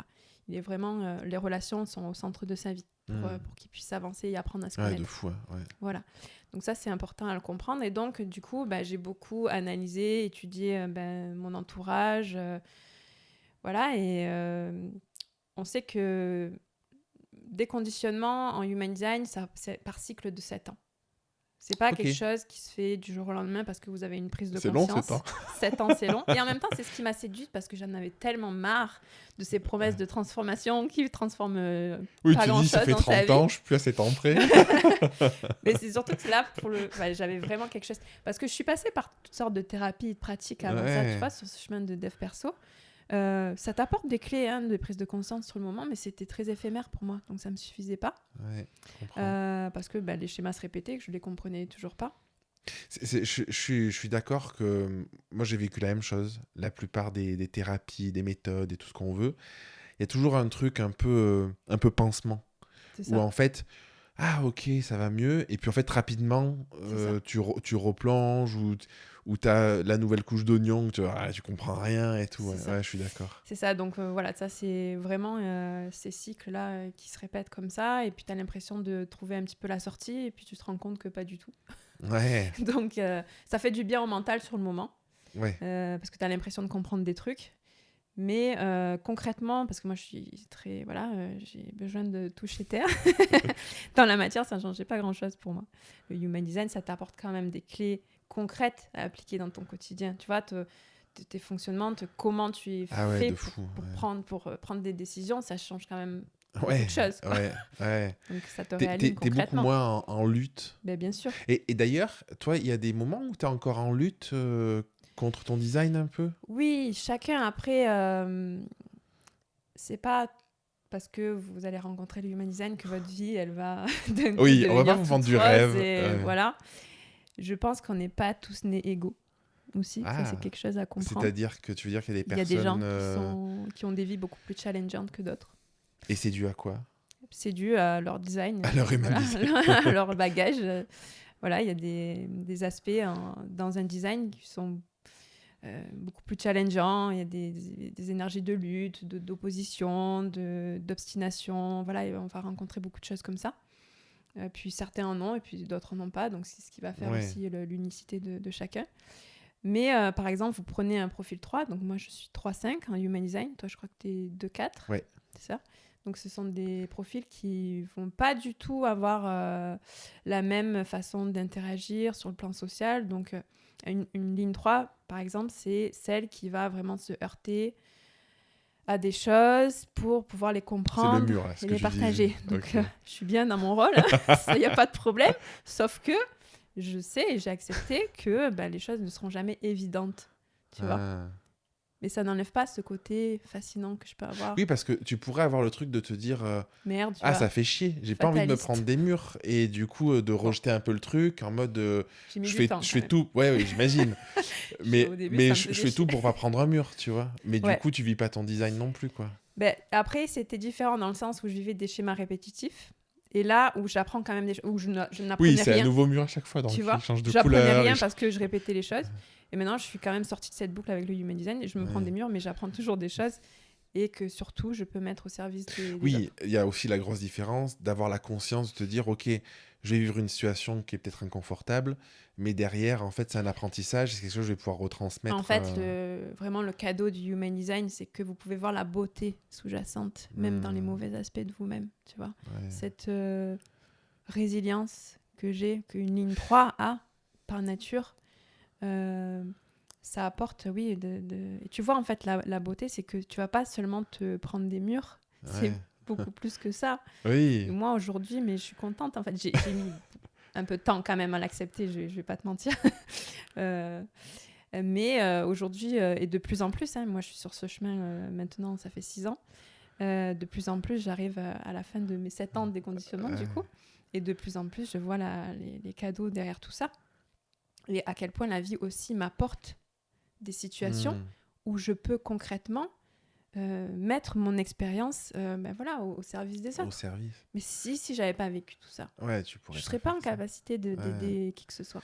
Et tu dirais quoi à quelqu'un qui se dit « Ah merde, mais j'aimerais être, je sais pas, je suis générateur, j'aimerais être projecteur, ou je suis projecteur, j'aimerais être manifesteur ». Tout le temps. Ah ouais, c'est-à-dire qu'il n'y a pas une personne qui, la première séance... Parce qu'il y a toujours ce fantasme de croire que l'autre c'est mieux, tu vois. C'est ça. Il n'y a pas une personne en séance, la première séance, qui me dit pas, mais en fait, moi, un projecteur qui a envie d'être générateur qui a envie d'être projecteur, parce que l'ignorance de soi-même amène aussi à la haine de soi, quoi. Ouais, carrément. On s'aime pas tel qu'on est parce qu'on se connaît pas. Et en fait, tout le but du Human Design, du coup, c'est d'apprendre à se connaître et petit à petit de se réaligner et d'être au bon endroit. Donc, ce que je considérais comme des fardeaux à l'époque, donc un mental qui tourne en boucle, qui cherche des réponses à des choses que les autres, on n'avait rien à foutre, tu vois, dans mon entourage. Donc, c'était pas quelque chose qui était valorisé. Et aujourd'hui, avec le Human Design, évidemment, j'ai des clients, j'ai un entourage qui valorise beaucoup ça. Donc, en fait, j'ai pas changé. C'est juste mon entourage qui reconnaît, qui valorise ça. Et donc, aujourd'hui, je kiffe ma vie. Et en fait, j'ai pas changé qui j'étais intérieurement.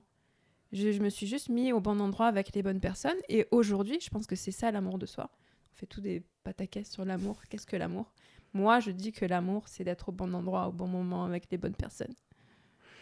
Et là, tu peux avoir de l'amour pour ta vie, tu vois. Putain, je kiffe ma vie. C'est ça, l'amour. C'est beau. Pas l'amour pour une personne. C'est pas... Non, ça, c'est l'attirance, tu vois. C'est quelque chose qui est totalement différent. Quand quelqu'un arrive à accepter son design et à ne plus vouloir être autre chose que lui-même, c'est que là, il a atteint un niveau d'amour qui est quand même... qui est important. Important. Ouais. J'adore. Récemment, j'ai écouté un podcast où c'était 3-4 personnes qui dénigraient un petit peu l'importance de se connaître, l'importance de l'introspection. Du coup, tu vois, j'avais pas du tout prévu de te parler de ça, mais ça me vient, je pense que ça peut être intéressant d'avoir ton retour là-dessus. Et en gros, le schéma, ce qui se disait, c'est que y a beaucoup de personnes qui sont dans une recherche de qui je suis, que cette recherche peut être un puissant fond. Ce que tu disais tout à l'heure, on peut se perdre dans son design, et c'est le piège. Et surtout, il disait, finalement, ce truc-là, ça va nous éloigner des autres. Parce qu'on passe notre temps à se dire moi, à être tourné vers soi, à être tourné vers je fonctionne comme ça, les autres, ils sont le mal et moi, je suis le bien. Enfin, j'exagère, mais tu vois ce truc-là. Comment tu vois les choses? Le Human Design n'est pas un outil comme les autres. C'est très différent dans le sens où il ne va pas vous faire en sorte d'aller bien les uns avec les autres. Le Human Design vous emmène sur un chemin qui est très solitaire. Ouais, voilà. Ouais. C'est une traversée du désert, si vous voulez. Et je pense que pas tout le monde a le courage de faire ça, d'entreprendre cette démarche-là. Parce que tu te coupes quelque part des autres et surtout parce que, en fait, tu as été conditionné pendant 30 ans de ta vie à être avec des mauvaises personnes. Donc, à un moment donné, tu es obligé de couper avec tout ça, avec ton passé qui t'apporte rien. Donc, ça demande de passer dans un tunnel pour après te remettre au bon endroit et d'être à nouveau entouré des bonnes personnes. Mais le Human Design n'a pas vocation à faire en sorte que vous allez bien les uns avec les autres. Parce que là, en fait, c'est vous renier quelque part. Tu vois, on va arrondir les angles, on va faire en sorte que tout se passe bien. Et puis, la plupart des gens s'oublient complètement dans ce genre d'interaction. En fait, c'est vraiment l'homogénéisation, là. Être bien les uns avec les autres. Nous, on ne veut pas être bien avec les autres, on veut être soi-même, en fait. Ouais, c'est ça. Donc, paradoxalement, les gens que tu observes les plus incarnés, c'est parce qu'elles sont elles-mêmes, tu vois. Et plus tu te déconditionnes et plus tu as ce rayonnement, ce magnétisme. Et en même temps, c'est là où tu es le mieux avec les autres, j'ai l'impression. Et parce en que, même temps, tu vois, moi, le chemin introspectif que j'ai fait depuis une quinzaine d'années, c'est un chemin, comme tu dis, très solitaire. Ça te demande de te couper de certains amis, parfois de ta famille, de voir les choses sous un angle complètement différent, et ce qui peut être violent et tout. Mais aujourd'hui, j'ai l'impression que j'ai un amour pour les autres qui est beaucoup plus important qu'il y a 15 ans en arrière, en fait. Ouais. Donc, il y a aussi ce truc, tu sais, avant le Human Design, j'étais aussi dans cette démarche introspective, tout ça, où je brisais beaucoup de liens, je coupais avec mon entourage qui n'était pas forcément adapté, mais je me remettais dans les mêmes schémas. Avec d'autres personnes. Avec d'autres oui, personnes. En fait, ça ne changeait pas. Ouais. La différence avec le Human Design, c'est qu'à partir du moment où tu choisis cette clarté, d'autres personnes. Quoi. Et c'est ce qui te fait sortir de ces schémas répétitifs, de cette boucle, tu vois. Ouais, là, tu vas être avec des bonnes personnes. Tu vas pas... Tu vois, quand j'étais caverne d'entraînement, et puis après, je me suis mis en tant que styliste, et je comprenais pas. Oui, tu revais le même truc. Parce que je me prenais pour un générateur, en fait. Et en même temps, ça a été hyper utile. Parce que finalement, très utile. Tu vois, parfois, on peut... Moi, je sais que j'ai beaucoup de personnes qui vont dénigrer leur vécu. Et en fait, je pense que c'est hyper important d'avoir vécu ça. C'est que on n'était peut-être pas prêt. Enfin, je sais pas ce qu'il peut y avoir. Mais tu vois, parfois, c'est facile de dire avant, c'était pas bien, maintenant, c'est bien. Et probablement que si on en est où on en est aujourd'hui, c'est parce qu'il y a eu le avant et qu'il a une vraie valeur bénéfique aussi, tu vois. Ben, c'est parce que sur le moment, on n'a pas la clarté. Et ça dérange. Ouais. Parce que le mental, c'est la partie de nous-mêmes qui est la plus bruyante. On fonctionne beaucoup par le mental. Et donc, on cherche à savoir. Et en fait, le Human Design nous demande l'inverse, en fait. C'est de ne pas savoir et de faire confiance. Ouais. Et d'ailleurs, j'ai une question. Tu parles de mental, là. Il y a beaucoup de thérapies qui sont dans le mental. La psychologie, c'est très mental. Là, beaucoup de thérapies. On voit de plus en plus de thérapies qui viennent à travers le corps. Moi, j'ai une très très bonne amie qui fait de la somatothérapie, donc qui est vraiment dans le corps. Est-ce que le Human Design, pour toi, est quelque chose de mental ? Comment on va dans le corps avec ça ? C'est un outil très intellectuel. Oui, voilà, c'est ça, ça reste intellectuel. Parce que ça vous donne tout ce qui est connaissance, de toute façon, ça vous donne des informations, c'est mental. Mais le Human Design, la différence, c'est que... Donc ça peut être un piège parce que ça reste au niveau du mental, mais comme il te donne aussi des outils pour te déconditionner, si tu n'expérimentes pas, ça sert à rien. Et du coup, voilà, ma question, c'est comment tu passes de ce côté donc, très mental, comme je le vois du Human Design, à quelque chose qui est, tu disais, plus incarné finalement. On arrête de se poser 1000 questions et puis on vit les choses et tout ça. Mais forcément, quand tu étudies quelque chose, ça passe forcément par le mental. Mais oui. Voilà, parce qu'en fait, paradoxalement, d'apprendre à se connaître, d'étudier le Human Design par exemple, ça permet au mental de lâcher prise, parce que le mental comprend. Oui, c'est ça. Et du coup, ça rassure. Oui, et c'est là où tu peux aller dans un autre espace. Et tu lui apportes des choses, tu lui dis A plus B, que en fait, c'est ton corps qui doit fonctionner. Donc le mental, il est rassuré, il se dit OK, là, j'ai la preuve, en fait, que c'est le corps qui doit fonctionner, donc je lâche prise. Ouais, Et c'est ça, en fait. Et il y a des exercices dans le mind design, par exemple, par rapport aux 9 centres.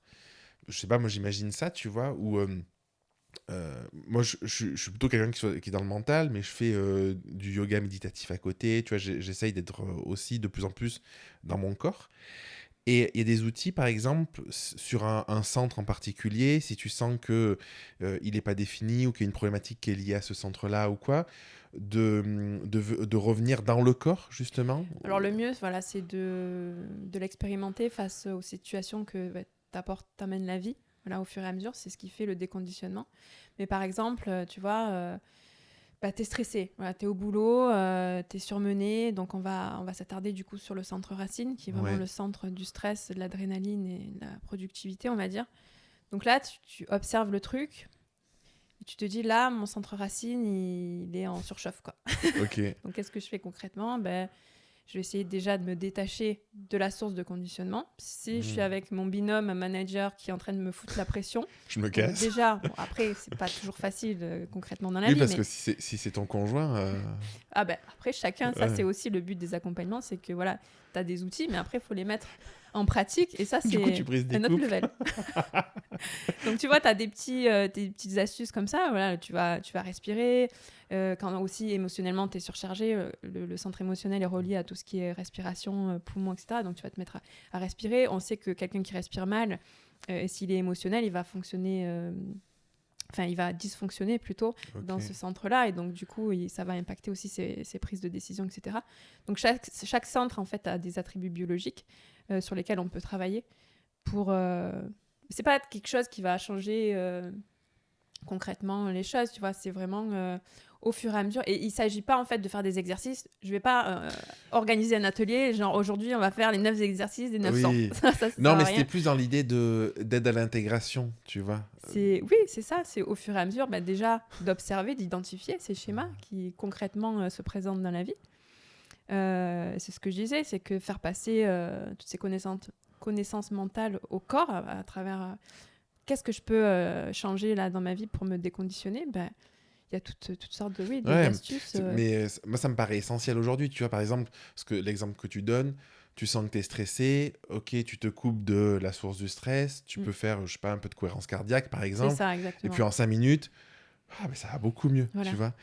Et c'était ça ma question du lien entre les deux, parce que j'imagine que si ça reste que mental pour une personne, ça l'aide pas à revenir à évacuer le stress ou sortir de certains schémas. Alors, ce qu'il faut savoir, c'est que aussi le mental va toujours être le porte-parole de tes centres ouverts. Il va toujours vouloir t'emmener à fonctionner sur ce que tu n'es pas, sur tes centres ouverts.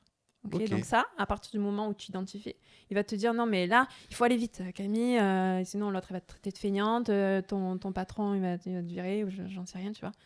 Et donc le mental il pousse, tu vois, avec la pression extérieure, il pousse en fait à fonctionner sur des centres ouverts qui voilà. Et donc du coup ça amène à un certain dysfonctionnement. Donc à partir de là, évidemment, tu peux changer les choses. Tu peux discerner en fait ce qui vient de toi, ces centres définis, et ce qui ne vient pas de toi. Ok. Et tu peux du coup avoir une marge de manœuvre importante sur du ça. coup. Quoi. Et qu'est-ce qui fait, tu penses, qu'on se concentre qu'on se concentre pas justement sur les centres qui sont définis et qui peuvent être nos forces, très tu vois, bonne parce question. que en fait c'est hyper intéressant, Camille. J'adore notre échange, parce que tout l'enjeu de ce que je fais aujourd'hui dans les accompagnements, je t'en ai parlé un peu en off, c'est aider les personnes à identifier, à prendre conscience de leurs blessures et arrêter de tourner en rond là-dedans, voir que ça a créé aussi en elles en fait des vraies forces. Et ce que je nomme moi la singularité, qui est un peu le sommet de l'iceberg, tu vois. Et de se concentrer sur cette singularité, un peu ce qu'on a apporté au monde, ce qui est facile pour nous, ce qui nous procure l'énergie. Et en fait, les gens, ils sont à 90% dans le fonctionnement. Voilà. Parce qu'on fonctionne sur le mental. Et parce que le mental va être l'interprète des centres ouverts. Okay. Et pourquoi ? Parce que déjà, quand tu vas à l'école, on te fait concentrer sur tes lacunes. On te conditionne. On te conditionne au lieu de valoriser. T'es bon là-dedans, mais c'est pas grave. Le fais pas, va où t'es mauvais. C'est ça. Pour progresser. Il faut toujours, mais même dans le dev perso, on va toujours se concentrer sur les lacunes d'une personne pour l'améliorer, pour devenir une meilleure facette de soi-même. Et on passe à côté de nos véritables forces, en fait, de nos atouts, de ce qui est défini chez nous, ce qu'on est là pour offrir, tu vois. Donc c'est simple, en fait.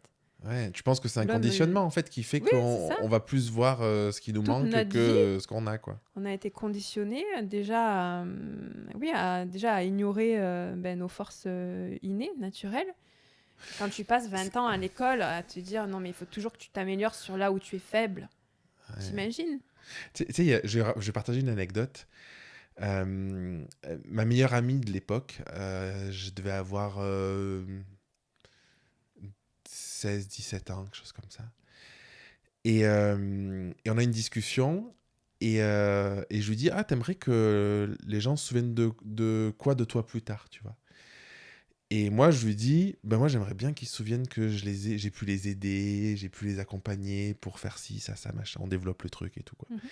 Elle me dit, oh, mais t'as un sacré ego, quoi. Parce que du coup, en fait, il y avait un peu ce truc-là, tu vois, t'as envie d'aider les autres et il y avait ce truc-là. Donc, premier truc. Et ce que tu disais tout à l'heure, ça m'a beaucoup parlé sur se dire, bah, en fait, j'ai envie d'avoir une belle vie parce que je suis quelqu'un de chouette et tout. Et j'ai aussi été confronté plein de fois moi, je pense comme toi, tu vois. Je me dis, moi, je suis Oui, un parce mec... qu'on a une affinité à ce niveau-là. Ah, ok.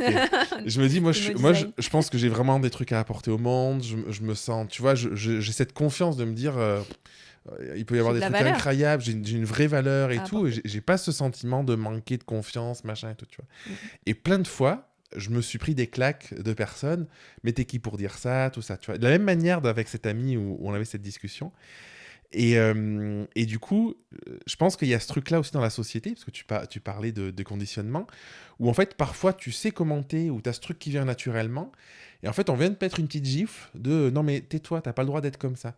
Et du coup, tu vois, je parle de ça parce que j'ai envie de dire aux gens aussi, peut-être qu'il y a des trucs que tu ressens au fond de toi et que tu n'arrives pas à assumer parce que autour de toi, on te dit il vaut mieux être comme ci ou comme ça, ou l'école t'a un peu détruit sur plein d'aspects. Bah, d'arriver à reconnecter à ce truc de non, en fait, je suis vraiment comme ça et j'ai envie de le valoriser et de le porter, quoi. Bah oui, parce que quand t'es toi-même, tu vas heurter les gens qui sont pas eux-mêmes. Ouais, ben ouais, c'est ça. Ouais. Donc c'est terrible pour se remettre en question. Et du coup, comment... je sais pas s'il y a des conseils à donner, mais qu'est-ce que tu pourrais dire à quelqu'un qui est dans ce schéma de j'ai été un peu déconnecté de moi, je me suis décentré. Là, en t'écoutant, il se rend compte que le human design existe, qu'il y a tout ça. Pour ramener, pour se défaire des conditionnements et pour ramener un peu tu vois, d'intégrité ou de qui je suis. Bah déjà, apprendre à se connaître. Ouais, c'est la base. C'est la base, c'est de faire une analyse. Si ça parle à l'intention de la personne. Faut 7 ans, quoi. En gros, prends les 7 prochaines années pour... Bah après, voilà, ça c'est mon parcours parce que moi, je suis à fond dedans. Mais comme je dis, cette année, bah, j'évite de le dire en général parce que les gens voient ça comme un truc inatteignable. Ah. En fait, de toute façon, les 7 prochaines années, tu vas faire quoi? Tu vas travailler sur toi, oui ou non? Ouais. Donc, vaut mieux que tu travailles sur toi de la bonne manière. Et qu'au bout du compte, tu vas avoir quand même des résultats. Et juste, attends, pour préciser, quand tu dis 7 années, c'est... tu veux travailler une problématique et il y a 7 ans pour l'intégrer. Et en fait, tu vis ça tous les jours et du coup, c'est des cycles continus. Tu vois, en fait, le déconditionnement, c'est pas la prise de conscience. C'est pas du jour au lendemain, les choses vont se résoudre. C'est au niveau cellulaire. Vraiment, c'est le corps. Et cellulairement, le corps se renouvelle par cycle de 7 ans. Voilà. Donc, à chaque fois que tu vas, par exemple, entrer dans une mauvaise relation, une relation qui n'est pas correcte pour toi, ça va te causer une blessure, ça va perdurer pendant 7 ans. Ok. Donc, tu vois, à partir du moment où tu appliques tes stratégies, tu vas te déconditionner, tu vas guérir en quelque sorte tes blessures. Et moi, je le vois pas comme... J'en ai fini avec je reviens dans le passé pour comprendre les schémas. Non, en fait, aujourd'hui, c'est... Je suis ma stratégie, mon autorité intérieure. J'avance, en fait. Et c'est ça qui me permet de faire de mes blessures une force. Et pour moi, c'est ça la vraie guérison, tu vois. Ouais. Moi, je vois beaucoup de personnes qui ont besoin de revenir dans le passé. Et je l'entends, je le comprends. Mais je trouve que ça peut être dans une certaine mesure, c'est OK, parce que ça permet d'avoir une compréhension et tout ça. Mais ça peut être un piège de ruminer un peu tout le temps ton histoire. Moi, j'ai des amies qui sont dans ces démarches-là, elles s'en sortent pas, elles n'avancent pas en fait. Ouais. Donc oui, il faut avoir conscience du passé, en tirer des leçons, etc. Mais ce qui va vraiment transformer ta vie, c'est d'avancer et de te remettre encore une fois au bon endroit avec les bonnes personnes et d'avoir de l'amour pour toi-même. Ouais. Tes blessures, elles seront toujours là, ton vécu, il sera toujours là. C'est prétentieux de dire que on est humain, tu vois, et l'humain, avec toutes ses aspérités, il y a des blessures, et puis voilà, c'est ce que c'est d'être humain, par définition. Du coup, c'est changer ton regard sur les choses. C'est ça. Parce que tu vois, si on prend ton exemple, tu dis, je me suis pris des murs. Aujourd'hui, je continue de me prendre des murs, mais c'est cool de me prendre des murs parce que oui. déjà, ils sont différents. Et en plus, ça m'apporte, ça nourrit plein de choses en moi, tu vois. Et du coup, en fait, finalement, c'est pas ruminer de je me prends des murs, parce que tu les prends toujours. C'est un changement un peu de paradigme, de se dire ben, c'est cool de se prendre des murs finalement. En fait, tu as un basculement au niveau ta vision, ta perception des choses, elle est complètement différente. En fait. Donc pour toi, c'est la clé. Ouais. C'est ça, c'est changer ta vision. La première clé, donc c'est ce que apporte le Human Design de manière instantanée pour le coup, c'est vraiment changer ta perspective de vie. Et après, donc au niveau corporel, donc comment aussi ça va se manifester dans ta vie, donc extérieurement, dans ton environnement, c'est ça qui prend 7 ans. Donc d'avoir les bonnes opportunités, de rencontrer après les bonnes personnes, d'avoir voilà, de l'amour pour ta vie, pour ton métier, pour la personne avec qui tu es, etc. Ça prend du temps. La prise de conscience, elle est instantanée. Donc tu peux voilà, basculer du jour au lendemain, te dire j'ai trouvé la clarté, etc. Donc ça fait du bien, ça libère le mental. Du coup, le mental te redonne les rênes, il lâche le contrôle. Et ça prend 7 ans de se déconditionner cellulairement. Oui, de sortir d'un mécanisme, quoi. Ouais, plus tu vas être toi-même et plus, en fait, la nature de tes cellules vont changer. Ok. Hyper intéressant. Et donc, du coup, ça conditionne ton environnement. Et oui. Et pour les personnes qui, du coup, qui ont du mal à sortir de leur environnement qui peut être néfaste, c'est là où, en fait, la problématique, elle peut jamais se diluer, quoi. Oui, parce que encore une fois, c'est le mental. C'est confortable. Il va pas aller, si c'est peur de le changement. Enfin, les gens, c'est sûr. C'est comme je disais tout à l'heure, ça demande du courage. Et de toute façon, le fondateur du Human Design disait que seulement 4% des 4% qui auront accès à cette connaissance parviendront à aller à la fin du cycle des 7 ans du déconditionnement. Donc c'est très élitiste, si tu veux, tu vois. Parce que ça demande tellement de courage. Mais vraiment, mais les premières années, mais t'as pas idée, quoi. Quand tu commences...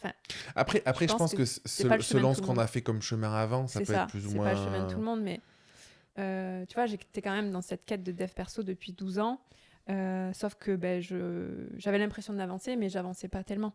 Parce que je me remettais à chaque fois, comme je te disais, dans les mêmes schémas toxiques. Et donc, quand j'ai découvert le Human Design, j'étais dans une relation. C'était terrible parce qu'il y avait une force d'attraction avec cette personne qui était incroyable et qui aussi pouvait s'expliquer parce qu'on peut aussi faire des analyses relationnelles. Donc l'analyse relationnelle, c'est merveilleux aussi. Le couple, la famille aussi. Ça, oui. De groupe. Bon, après, on va dans des stades avancés, mais ça permet de mettre quand même des mots sur nos mots, de comprendre ce qui se joue dans les interactions, les mécanismes. Parce qu'on sait que quand on peut être comme ça avec une personne, et puis la relation suivante, on est quelqu'un de totalement différente. C'est parce que, en fait, la relation crée une troisième entité. Voilà. Toujours. Donc ça, c'est intéressant de le comprendre. Et du coup, il y avait une force d'attraction incroyable avec cette personne-là. Sauf que c'était une personne qui n'était pas correcte pour moi. J'ai pas dit... Alors, je peste un peu contre ceux qui disent les pervers narcissiques, tout ça. Moi, je suis pas du tout dans cette team-là. Je dis juste qu'il y a des personnes qui sont compatibles, qui sont faites pour être sur notre chemin, et d'autres qui n'ont rien à faire là. Je suis d'accord. Tu sais, j'ai eu tellement de discussions avec des amis, des thérapeutes, des psys, tout ce que tu veux, qui me disent oui, il y a des mauvais thérapeutes, il y a des mauvais coachs, il y a des mauvais machins. Moi, j'y crois absolument pas du tout à ça. J'y crois absolument pas. Je pense que juste tu rencontres la personne qui te convient, avec qui ça va résonner et qui va te faire avancer au prochain stade, quoi. C'est ça. Voilà, il y a pas de il y a juste la bonne personne pour toi dans le moment et quelqu'un, on est tous le pervers narcissique de quelqu'un de toute façon, tu vois. Et cette personne-là va être très heureux avec une autre personne. Et... J'ai un exercice en coaching quand les personnes me disent oui, hier cette personne, elle est prétentieuse parce qu'elle fait ci, elle fait ça. Du coup, je l'invite à aller voir toutes les parts d'elle qui sont prétentieuses. Qu'elle commence à faire la liste, de voir qu'elle est prétentieuse dans tel domaine de vie, dans tel aspect, tout ça. Ah ouais, ok, finalement, ça vient un petit peu rééquilibrer les choses, tu vois. Et je pense qu'il y a ce fantasme aussi de croire que il y a des trucs parfaits, des trucs moins parfaits, alors qu'en fait, ça n'existe pas, quoi. Oui, ben, après, c'est subtil hein, d'en prendre conscience. Ça demande quand même Ouais, un grand niveau de conscience, tu vois. Quand même ouais, de... ça demande du recul, de... Ouais. Donc voilà, en fait, quand j'ai découvert le human design, j'étais dans cette relation et j'arrivais pas à la quitter. Ça m'a duré 3 ans, tu vois. Donc à cette époque-là, c'était un gros fardeau pour moi parce que le human design me disait que je n'avais rien à faire là. Et ouais, Et en même temps, j'arrivais pas à t'étais quitter la bloqué, quoi. relation, tu vois. Ouais. Et cette relation, en plus, m'épuisait. J'avais pas le carburant en tant que projecteur parce que j'avais aucune reconnaissance de qui j'étais, etc. Je me faisais happer, en fait, par sa direction de vie à lui, ce qu'il était lui. Donc ça, c'est le piège aussi pour un projecteur, de s'oublier complètement dans le regard de l'autre. C'est pour ça que c'est très important qu'un projecteur s'entoure correctement des bonnes personnes. Ouais. Mais du coup, ça a été terrible pour moi d'avoir, tu vois, ce tiraillement entre ma conscience et ce que mon corps était capable de faire. Pas capable de faire, justement, de se Oui, détacher oui. de la personne. Donc, je suis passée par une phase dépressive qui m'a duré quand même 1 an et demi. Où vraiment, j'avais même un ami qui m'a dit il faut que tu te fasses hospitaliser parce que tu n'as plus de À force. ce point-là. Tu vois, c'est à quel point ça peut être destructeur. Surtout pas un projecteur parce que c'est un type qui est extrêmement vulnérable, qui a besoin de l'autre pour avancer dans sa vie. Et donc, du coup, s'il n'est pas avec la bonne personne, c'est En terrible. couple, ouais. C'est... Terrible. Et donc, particulièrement dans cette relation-là, ce gars-là avait une force d'emprise sur moi. Il n'en avait pas conscience. Attention, je ne dis pas que c'était une mauvaise... J'adore... D'ailleurs, je pense qu'il va regarder la vidéo, mais j'adore ce mec-là. Je l'aime toujours. Et tous mes ex, de toute façon, je les aime parce que je les aimerai toujours parce que j'ai ce détachement, tu vois. Oui, c'était une part de toi à un moment Voilà, de tu votre vois, histoire. je blâme personne. Moi, la victimisation, c'est pas du tout voilà, dans mes codes parce que ça te permet pas d'avancer de toute façon. Donc, c'est des gens que je porterai toujours dans mon cœur et qui m'ont fait beaucoup avancer, mais la relation en elle-même et l'expérience que j'ai vécue a été terrible. Je vois. J'arrivais pas à m'en détacher. Donc, pour moi, ça a été... Et puis, finalement, j'ai réussi. Mais j'ai fait plusieurs allers-retours, tu vois. Voilà, c'était... Bon, après, c'est la vie aussi en même Voilà, temps. Ouais. c'est la vie, c'est la vie. Je pense qu'il y a un fantasme de croire qu'il peut y avoir un truc déclic et bam, tout passe de... Mais tu vois, du coup, il y avait cette notion de radicalité. Quand j'ai découvert le human design, bam, boum, il fallait que je parte parce que j'avais l'impression de mourir, tu vois. Ouais, J'avais pas le choix quelque part. Moi, en tout cas, ça a été mon chemin. Je ne dis pas que c'est le chemin de tout le monde. Mais en tout cas, moi, ça m'a demandé d'être assez radicale. Et donc, j'ai eu cette impression de déchirement à l'intérieur de moi pendant 3 ans. En plus, c'était mon retour de Saturne, donc la trentaine, c'était terrible, quoi. Et en général, c'est à ce moment-là que le human design apparaît dans des phases importantes de notre vie. De toute façon, ouais. Ok. J'avais envie de finir en parlant d'un sujet d'actualité, qui est le sujet de l'intelligence artificielle. Ouais, j'adore. Et j'aimerais bien avoir ta vision de qu'est-ce qu'on va faire en tant qu'humain avec l'intelligence artificielle, avec les robots. Il y a le CEO de Nvidia qui disait d'ici 10 ans, je ne sais plus combien, 70% des emplois n'existeront plus parce qu'ils seront remplacés par des machines. Donc tu dis, ah ben cool, parce que du coup, on aura du temps, on aura de l'espace, machin. Oui, c'est ce qui était prévu à la base. Voilà. Le Fordisme, c'est déjà ça. On est censé augmenter la production en passant moins de temps. On voit que ça se passe rarement comme ça. Souvent, on est plus malheureux après qu'avant, quoi. Quelle est ta vision voilà, en lien avec le human design, en lien... Bon, t'es pas voyante, mais tu vois, ça t'évoque quoi un peu tout ça Human design aussi, tu peux étudier les cycles au niveau astrologique, tout ça, voilà. Donc ça te donne quand même un cadre. Parce que tu disais qu'il y avait peut-être un nouveau signe, un nouveau profil. Cycle, on va en parler, du coup, c'est le moment.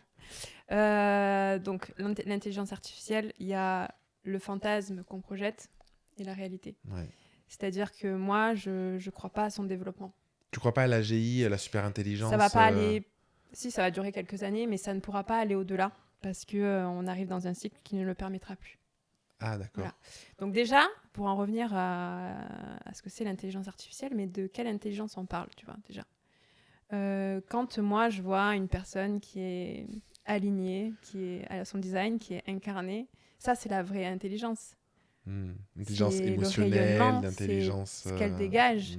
Tu vois, j'ai une personne et je pourrais lire, enfin, je pourrais imaginer sans même avoir ses données de naissance, je pourrais vraiment voir son human design parce que je sais que voilà, elle a ce C'est rayonnement. intéressant de voir ça parce que c'est vrai que aujourd'hui, bon, moi je sais pas si ça va évoluer ou pas, mais en tout cas, il y en a beaucoup qui prônent la super intelligence. Et ce truc que tu dis, c'est très important parce que jusqu'à présent, une intelligence artificielle a besoin qu'on la nourrisse d'éléments La et connaissance. de connaissances et il y a priori pas les connexions chimiques qu'on peut avoir dans le cerveau, tout le côté émotionnel, C'est ça. tout le feedback qu'on a nous parce qu'on a un ressenti. Et comme tu dis, parfois tu vois des personnes, tu lis un truc en elle, alors que la personne, tu la connais pas du tout, et il y a de la justesse là-dedans. Et tu n'as eu aucune autre info qu'une info de ressenti, quoi. C'est ça. En fait, il y a plusieurs sortes d'intelligence. Là, l'intelligence artificielle, c'est vraiment l'intelligence du mental. C'est ce qu'on valorise beaucoup à De la l'école, dans la société, de toute productivité, façon. du gain de temps. De toujours en savoir plus. Oui, le truc d'aller toujours plus vite, etc. Pour moi, ça, c'est pas la vraie intelligence. La vraie intelligence, c'est ben voilà, c'est d'avoir une personne qui est elle-même, en fait. Et comme tu disais, tu peux avoir quelqu'un en face de toi que tu connais pas, mais tu sais qu'elle est intelligente. Ouais, c'est vrai. Parce qu'elle dégage Il y a une empathie, une il y a intelligence quelque corporelle, chose. tu vois, un rayonnement. Pour moi, c'est ça. Et donc, pour en revenir au cycle, du coup, ce qui va se passer, c'est que donc, actuellement, donc ça fonctionne par cycle de 400 ans au niveau astrologique. Actuellement, on est dans un Juste le coup, t'es obligé de t'intéresser à l'astrologie si tu veux t'intéresser à l'human design? Non, pas tellement. Ok. Non, en fait, ça reprend quand même plusieurs systèmes. Donc, au niveau des planètes, tout ça, on le retrouve dans l'human design, mais je suis pas astrologue non plus. Ok. Tu vois, j'ai quand même des notions, mais et je sais même pas si au niveau cyclique comme ça, c'est pareil en astro. Tu vois. Ok, d'accord. Donc, c'est vraiment propre au human design là. Mais je te parle de cycle astrologique parce que c'est vraiment par rapport au mouvement des planètes. Ok. Donc on est dans un cycle de ce qu'on appelle de planification. Donc depuis 400 ans, on a vu que les choses ont beaucoup évolué, l'industrialisation, la médecine, l'éducation, etc. Les gouvernements, les hôpitaux, tout ça, en fait, c'était propre à ce cycle-là.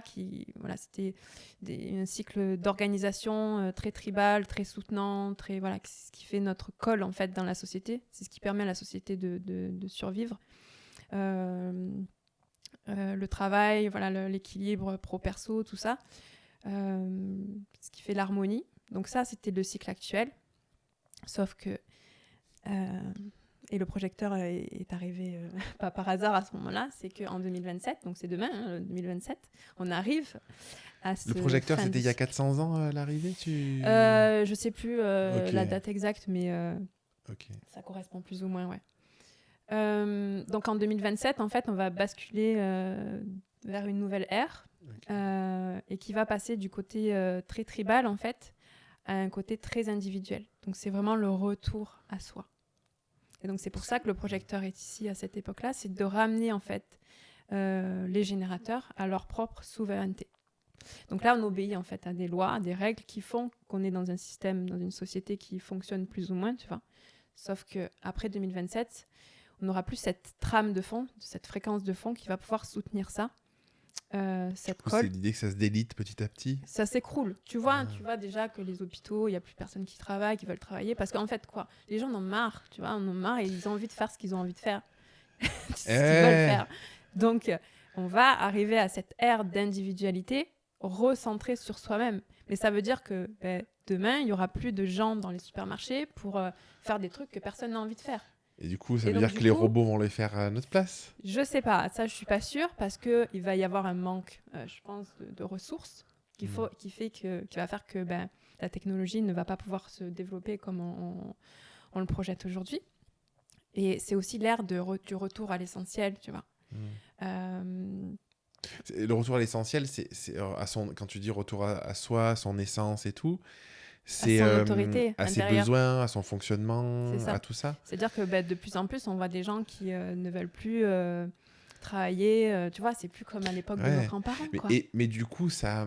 Parce que tu vois, j'écoutais un gars qui disait au Japon, il y a des startups qui sont en train de développer des robots qui, je sais pas si c'est déjà commercialisé, mais il y a déjà des tests qui sont faits et tout ça, des robots pour combler les besoins de certaines personnes. En gros, la personne elle disait, bah, tu auras un robot qui sera physiquement l'apparence d'un humain, qui sera toujours d'accord avec toi parce que du coup, il n'aura pas le truc de dire vouloir te confronter ou son propre système de valeurs ou trucs comme ça.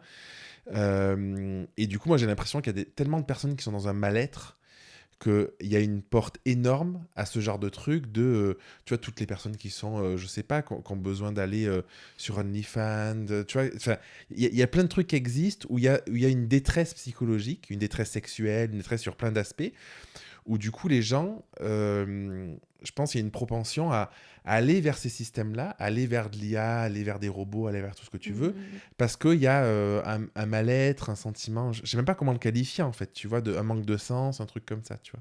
Et du coup, toi, ce que tu dis, c'est que les gens auront plus le choix de se tourner vers eux et de comprendre qui on est, ou est-ce qu'il y aura une société à deux vitesses, avec deux visions? Oui, de toute façon, le monde est dualiste.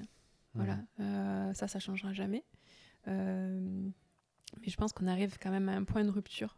Tu sais, entre deux cycles, c'est toujours une période de changement important. Et qui dit changement, dit aussi rupture, quoi. Enfin, et donc du chaos, des crises, etc. pour en fait aller vers ce nouveau paradigme. Et donc ça va se manifester, je pense, notamment autour de l'intelligence artificielle. Je sais pas comment ça va se faire, je suis pas non plus voyante, mais tu vois, mais je pense que il va y avoir ça va pas se développer comme on l'imagine, parce que de toute façon on nous le promet, ça, ce truc de plus travailler, que ce soit récupéré par les robots depuis la révolution industrielle, on nous dit, et en fait qu'est-ce que ça cause? Plus de mal qu'autre chose, parce que voilà, le chômage, le machin, la précarité, tout ça. Donc ça, déjà il faut arrêter. C'est pour ça que je te disais, il y a le fantasme et la réalité. Mais oui, après c'est toujours comme je te disais, le human design c'est quand même quelque chose de très élitiste, et que pas tout le monde arrivera à ce point-là où il pourra en fait vivre la vie qui est la leur en fait. Donc il y aura toujours des gens perdus, il y aura toujours, tu vois, c'est comme dans Matrix. Tu vois, il y a comment on appelle ça, les anomalies. Et il y aura toujours le programme en place. Le human design, ça te demande pas de sauver la planète entière, ça te demande de te sauver toi. Et en fait, quand tu te sauves toi, tu es toujours au bon endroit au bon moment, tu es toujours en sécurité quelque part. Et même peu importe le chaos extérieur, si tu veux, moi je sais que je serai toujours en sécurité parce que je ferai toujours les bons choix. Oui, quand tu arrives à être bien avec toi-même, à être détaché aussi de certaines choses, t'as une vraie force que t'as pas quand t'es toujours en attente de l'extérieur. Mais c'est ça, moi je me préoccupe plus de l'extérieur. C'est comme à mon échelle personnelle, si tu veux, quand je vivais des drames, aujourd'hui elles ont plus le même impact qu'à l'époque. Donc c'est pareil au niveau à plus grande échelle, ce qui se passe, les catastrophes, les machins, moi ça me fait rire, quoi. Tu vois, parce que je suis complètement détachée des événements de la vie. Ça dois reprendre des murs, donc tu te dis, tiens, un tsunami, cool, je verrai ce que ça fait. C'est ça, mais en plus, j'ai ce petit côté, genre, on va pas s'ennuyer parce que je me lasse vite, je m'ennuie vite, il se passe rien, tu vois. Donc je me dis, on va vivre des choses incroyables. Ah ouais. Et les gens ont peur, il y a des gens qui ont peur, même dans le human design, de ce nouveau cycle qui va entraîner des crises, etc. Moi, je me sens bien, en fait. Je sais que je suis en sécurité, voilà, donc j'ai pas de crainte particulière, tu vois. C'est beau ce que tu dis, parce que tu vois, encore une fois, souvent on te dit, tu vois, sur ce truc là que tu viens de dire j'ai besoin de nouveautés tout le temps et tout, moi je suis comme ça aussi, tu vois, des nouveaux challenges, des nouveaux trucs, et il y en a plein qui vont te dire, il faut que tu changes ça, il faut que tu persistes dans une voie, de machin et tout, et je pense qu'en fait on est constamment en confrontation avec une vision de quelqu'un qui connaît pas qui on est et qui est pas dans notre corps, qui est pas dans notre tête et tout ça. Et l'intérêt de se connaître, de se comprendre, et moi, j'ai changé le nom du podcast pour ça, reviens à l'origine de qui tu es, tu vois. c'est tellement important parce que tu reprends ton pouvoir de ok, je vois comment je fonctionne, je vois qui je suis, je vois qui je suis pas, je vois de quoi j'ai besoin. Et ça t'évite de tomber dans le piège de ce que Ça tu t'ancre, disais en en fait. fait. Ouais. Tu te connais Et tellement. tu as cette sérénité de Mais bien sûr, c'est ça. ok, bah, j'ai pas peur parce Je m'en fiche de ce que tu dis. Mais ouais. voilà, dernièrement, mon dernier poste en date, j'étais responsable d'une agence d'aide à domicile. Donc j'étais quand même, voilà, j'avais un bon job, etc. Et ma manager, non mais où tu vas, reviens, tu vois. Alors que, parce que je faisais le job, un projecteur est incroyable parce qu'il sait tout faire. Et Et ouais. voilà, il Il est amplifie hyper l'énergie, il polyvalent, est mais super ouais. productif, tu vois. Mais je suis pas là pour être ton esclave, en fait, tu vois. Je suis là pour me suivre. Ça, Et c'est elle avait l'air... parce qu'il y a un côté rébellion en même temps, C'est donc ça, tu vois. Mais bon, mais ça me fait rire, tu vois. Je vais pas... Les gens comprennent pas, si tu veux. Elle pense que je suis perdue, mais oui, quelque part, oui, parce que j'ai pas la vision, parce que le human design te demande de pas savoir où tu vas, juste de faire confiance. ouais. Donc je peux pas lui dire à cette personne-là, mais je sais pas où je vais. Et ouais. Je peux pas lui dire où je vais, je sais pas. Voilà. Ouais. Mais je sais que je suis sur le Mais c'est hyper chemin. honnête en même temps. Mais oui, mais je suis sur mon chemin. C'est là où je me sens bien. Paradoxalement, je me sens complètement toujours plus ou moins paumée, mais je le sais parce que j'ai un centre T'aimes ça de l'identité, un centre G qui est non défini. Donc j'aurai jamais, tu vois, cette énergie constante de savoir où je vais dans la vie. Ok. Donc je ne fonctionne pas sur les centres ouverts, on le rappelle. Oui. Je n'ai pas à chercher ma direction. Je n'ai pas à chercher mon mode de vie, mon identité qui trace ma direction. Ça, c'est pas sur quoi je dois compter. Donc je vais pas te donner des réponses, je sais pas où je vais. Mais paradoxalement, je me sens tellement à ma place. Ouais, tu sens que C'est t'es ce au que bon je vis en endroit, fait quoi. dans le moment. Voilà, je suis invitée ici, je ressens ma Par hasard. signature, tu vois, et j'ai plein de cadeaux comme ça dans la vie qui me donnent quand même des indications, voilà, de ce que je ressens aussi, le succès du projecteur, l'efficacité, le sentiment d'être aligné, etc., d'épanouissement. Donc tout ça, ben, la personne en face, elle peut pas savoir, elle n'est pas à l'intérieur de ton corps, voilà. Donc moi... Qu'est-ce que tu veux faire ? Tu te heurtes toujours de toute façon à des gens. On est 7 milliards d'individus, tu peux pas y échapper, quoi. Non. Mais le tout, c'est de ne pas prendre en compte ce genre de réflexion. Et le human design, c'est ça, en fait. Ça t'ancre tellement dans la personne que tu es, tellement confiance, en fait. Tu sais pertinemment que tu es sur ton chemin, que tu es là où tu dois être, que finalement, la pression extérieure, Elle a plus de elle place, se quoi. dissipe. Ouais, elle se dissipe. Elle n'a plus cette emprise qu'elle avait à l'époque. Trop bien. Ok. Bon, mais je pense que c'est pas mal. Est-ce qu'il y a quelque chose que tu aurais aimé partager où là tu te dis ça c'est un message hyper important et je l'ai pas dit, ou est-ce que Je crois quand même que j'ai quand même fait passer des messages je pense qu'il y en a assez eu pas mal là. pertinents. Ouais. C'est pas mal. Mais pour en revenir du coup à cette clarté qui est quand même tellement indispensable à l'être humain, c'est la première des choses à lâcher en fait. C'est la clarté, elle arrive après l'expérience. Et ce que nous enseigne aussi, il y a des sagesses dans le Human Design. Ce que nous enseigne le Human Design aussi à ce niveau-là, c'est que vous ne pouvez pas avoir la clarté quand vous êtes au milieu d'une expérience, etc. La clarté, elle arrive après. Donc c'est ce que je disais avec mon parcours quand pendant 15 ans, je me suis heurtée à des choses que je ne comprenais pas et que d'un coup, j'ai eu la clarté avec le Human Design qui est apparu dans ma vie. C'est toujours comme ça. Pour toutes les personnes, même si c'est pas du human design, ce sera autre chose. Mais du coup, ne vous accrochez pas, en fait. Vivez votre expérience et je vous promets que ça vous servira, en fait, à quelque chose un jour. Et il y a du sens dans tout. Comme je disais au début, la vie, elle est intelligente. Ouais. Et vous n'êtes pas ici pour forcer les choses. Vous n'êtes pas perdu sur une planète au hasard. Vous voyez, vous êtes là pour...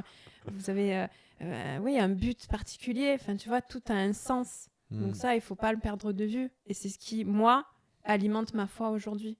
Et qui fait que j'avance sans savoir où je vais. Mais tu sais que c'est le bon chemin, le bon espace, le bon endroit. Donc, le mental, il faut le nourrir correctement, mais pas baser sa vie sur son mental et le besoin de savoir pourquoi on vit les choses et de réparer, tu vois, de cette quête de dev perso. Oui, de penser qu'on a un problème. On n'a pas de problème, en fait. En fait, détache-toi de ton mental. Ouais. Ton mental n'est pas qui tu es. Tu as ton mental qui est là pour observer les choses, qui est là pour être le passager de ce que tu vis, pour partager aux autres, après être une source de solution et d'inspiration. Et tu as ton corps. Ton corps t'emmène. Fais confiance à ton corps. Et c'est dans le corps que réside en fait l'autorité intérieure. Donc ce qu'on voit en séance avec les clients. Trop bien. Ça t'évoque quoi, Origine?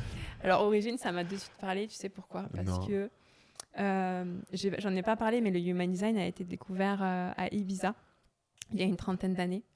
Moi, je suis originaire d'Ibiza. À la base, Ok. j'ai de la famille là-bas. Euh, et donc, ma formation devait s'appeler Héritage. Ah, ok. Voilà. Donc, c'est quelque chose qui va naître peut-être bientôt, mais en fait, ça parle. C'est Hmm. c'est C'est totalement beau. l'Human Design, en fait. Ouais, Ça nous ouais. donne tout notre héritage, en fait. Et comme on connaît notre héritage, on peut aller Hmm. vers le futur, comme moi, de manière hyper sereine. Ah ouais, c'est beau. Et puis, je me dis de connaître l'héritage de tes enfants, C'est ça, de ton compagnon, ta c'est compagne et ça. tout. Ouais, Et oui, en fait, ton design, c'est ton héritage, tu vois. ouais. Donc, tes origines. Ok. Et moi, ça m'a fait sourire, voilà, parce que d'Ibiza, il y avait cette notion d'héritage aussi concrètement dans ma vie, au niveau familial et tout, voilà. Ouais. Donc, voilà. Ok. Les personnes qui ont envie de se former à l'Human Design en présentiel avec toi, Ouais, Aix-en-Provence, ben, les avec personnes qui veulent plaisir. faire une séance, ils vont où? Comment ça se Alors, passe? j'ai mon site internet, donc c'est toucher-terre.fr, là où vous pouvez réserver directement votre séance en ligne. Sinon, voilà, je suis beaucoup sur Instagram. Je fais de l'accompagnement. Donc, je suis analyste. Si vous voulez votre analyse et puis vous débrouillez avec ça. Je suis aussi accompagnante. Je fais du suivi pour concrètement dans Qu'est-ce la qu'on en fait matière. après, quoi? Qu'est-ce qu'on fait? Je pense que Camille, j'arrive pas à me c'est reconnecter très avec mon utile. autorité. Est-ce que tu peux Ouais. m'éclairer? Donc là aussi, Je trouve j'accompagne qu'il les y gens. a, je trouve que là où les premières analyses qu'on fait, c'est intéressant parce que tu as la découverte et tout. Mais je trouve que la force, c'est aussi de le connecter concrètement avec ta vie au fur et à mesure, quoi. C'est ça. Ben, après, les gens, donc, ils ont une première séance, c'est l'analyse, c'est toujours l'analyse. Après, ils vont être confrontés à des situations dans leur vie. Et là, ils se rendent compte que, oh, pétard, là, j'ai pas eu accès à mon autorité intérieure. Pourquoi? Ben, parce que peut-être que j'étais trop dans le mental de ma chaîne de trucs.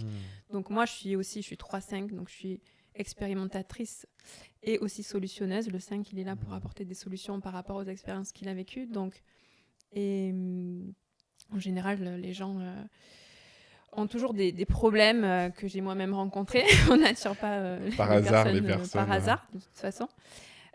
Donc voilà, je les accompagne à trouver des solutions quand ils rencontrent des blocages sur tous les plans. Donc je suis beaucoup plus spécialisée dans le domaine professionnel. Ouais. Les transitions professionnelles, reconversions, même les collaborations, les carrières, les business, tout ça, Ok. c'est vraiment là où je vais de plus en plus. Mais bon, après, je fais tout, hein, toutes sortes de problématiques. Et puis, il y a de la formation aussi. Donc, je suis formatrice aussi à côté. Où là, ben, je forme les gens à être autonomes. Donc, il y a 3 modules de la formation générale. Donc, il y a vivre son design, il y a le module ABC et cartographie. Donc, le présentiel, voilà, c'est ce que j'aspire à développer de plus en plus. J'annonce ça, mais après.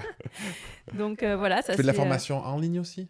Je fais de la formation en ligne, c'est c'est ce qui me plaît moins, mais oui, j'en fais régulièrement. Des dates, ils sont pas forcément régulières. Mais voilà, il suffit de me contacter et puis... De te suivre sur Insta et il y aura toutes les moi, je infos. fais beaucoup au feeling. Hein. J'ai pas vraiment de plan précis. Moi, je suis une expérimentatrice. Tu te nourris aussi de l'énergie que tu as, C'est j'imagine. ça, ouais, c'est en fonction de ce qui vient vers moi. Tu vois, Ouais. je suis plus dans la planification, dans la rigidité. Je suis pas faite mon profil. Il y en a qui sont faits pour ça. J'ai pas un profil qui est fait pour fonctionner comme ça. Ok. Donc voilà. Bah écoute, merci beaucoup Camille. C'était un plaisir. J'ai appris plein de trucs. C'était intéressant. Je pense que j'ai à peu près un demi-million de questions à te poser encore. On regardera pour peut-être un prochain épisode. Ouais, avec plaisir. J'espère que tu as pris plaisir aussi Bah oui, à partager carrément. tout ça. Ouais. Carrément. Et merci à toi. Et puis, pour toutes les personnes qui ont envie d'aller plus loin, bah, voilà, ils savent où ça va Je aller. suis là. À bientôt. À bientôt, merci.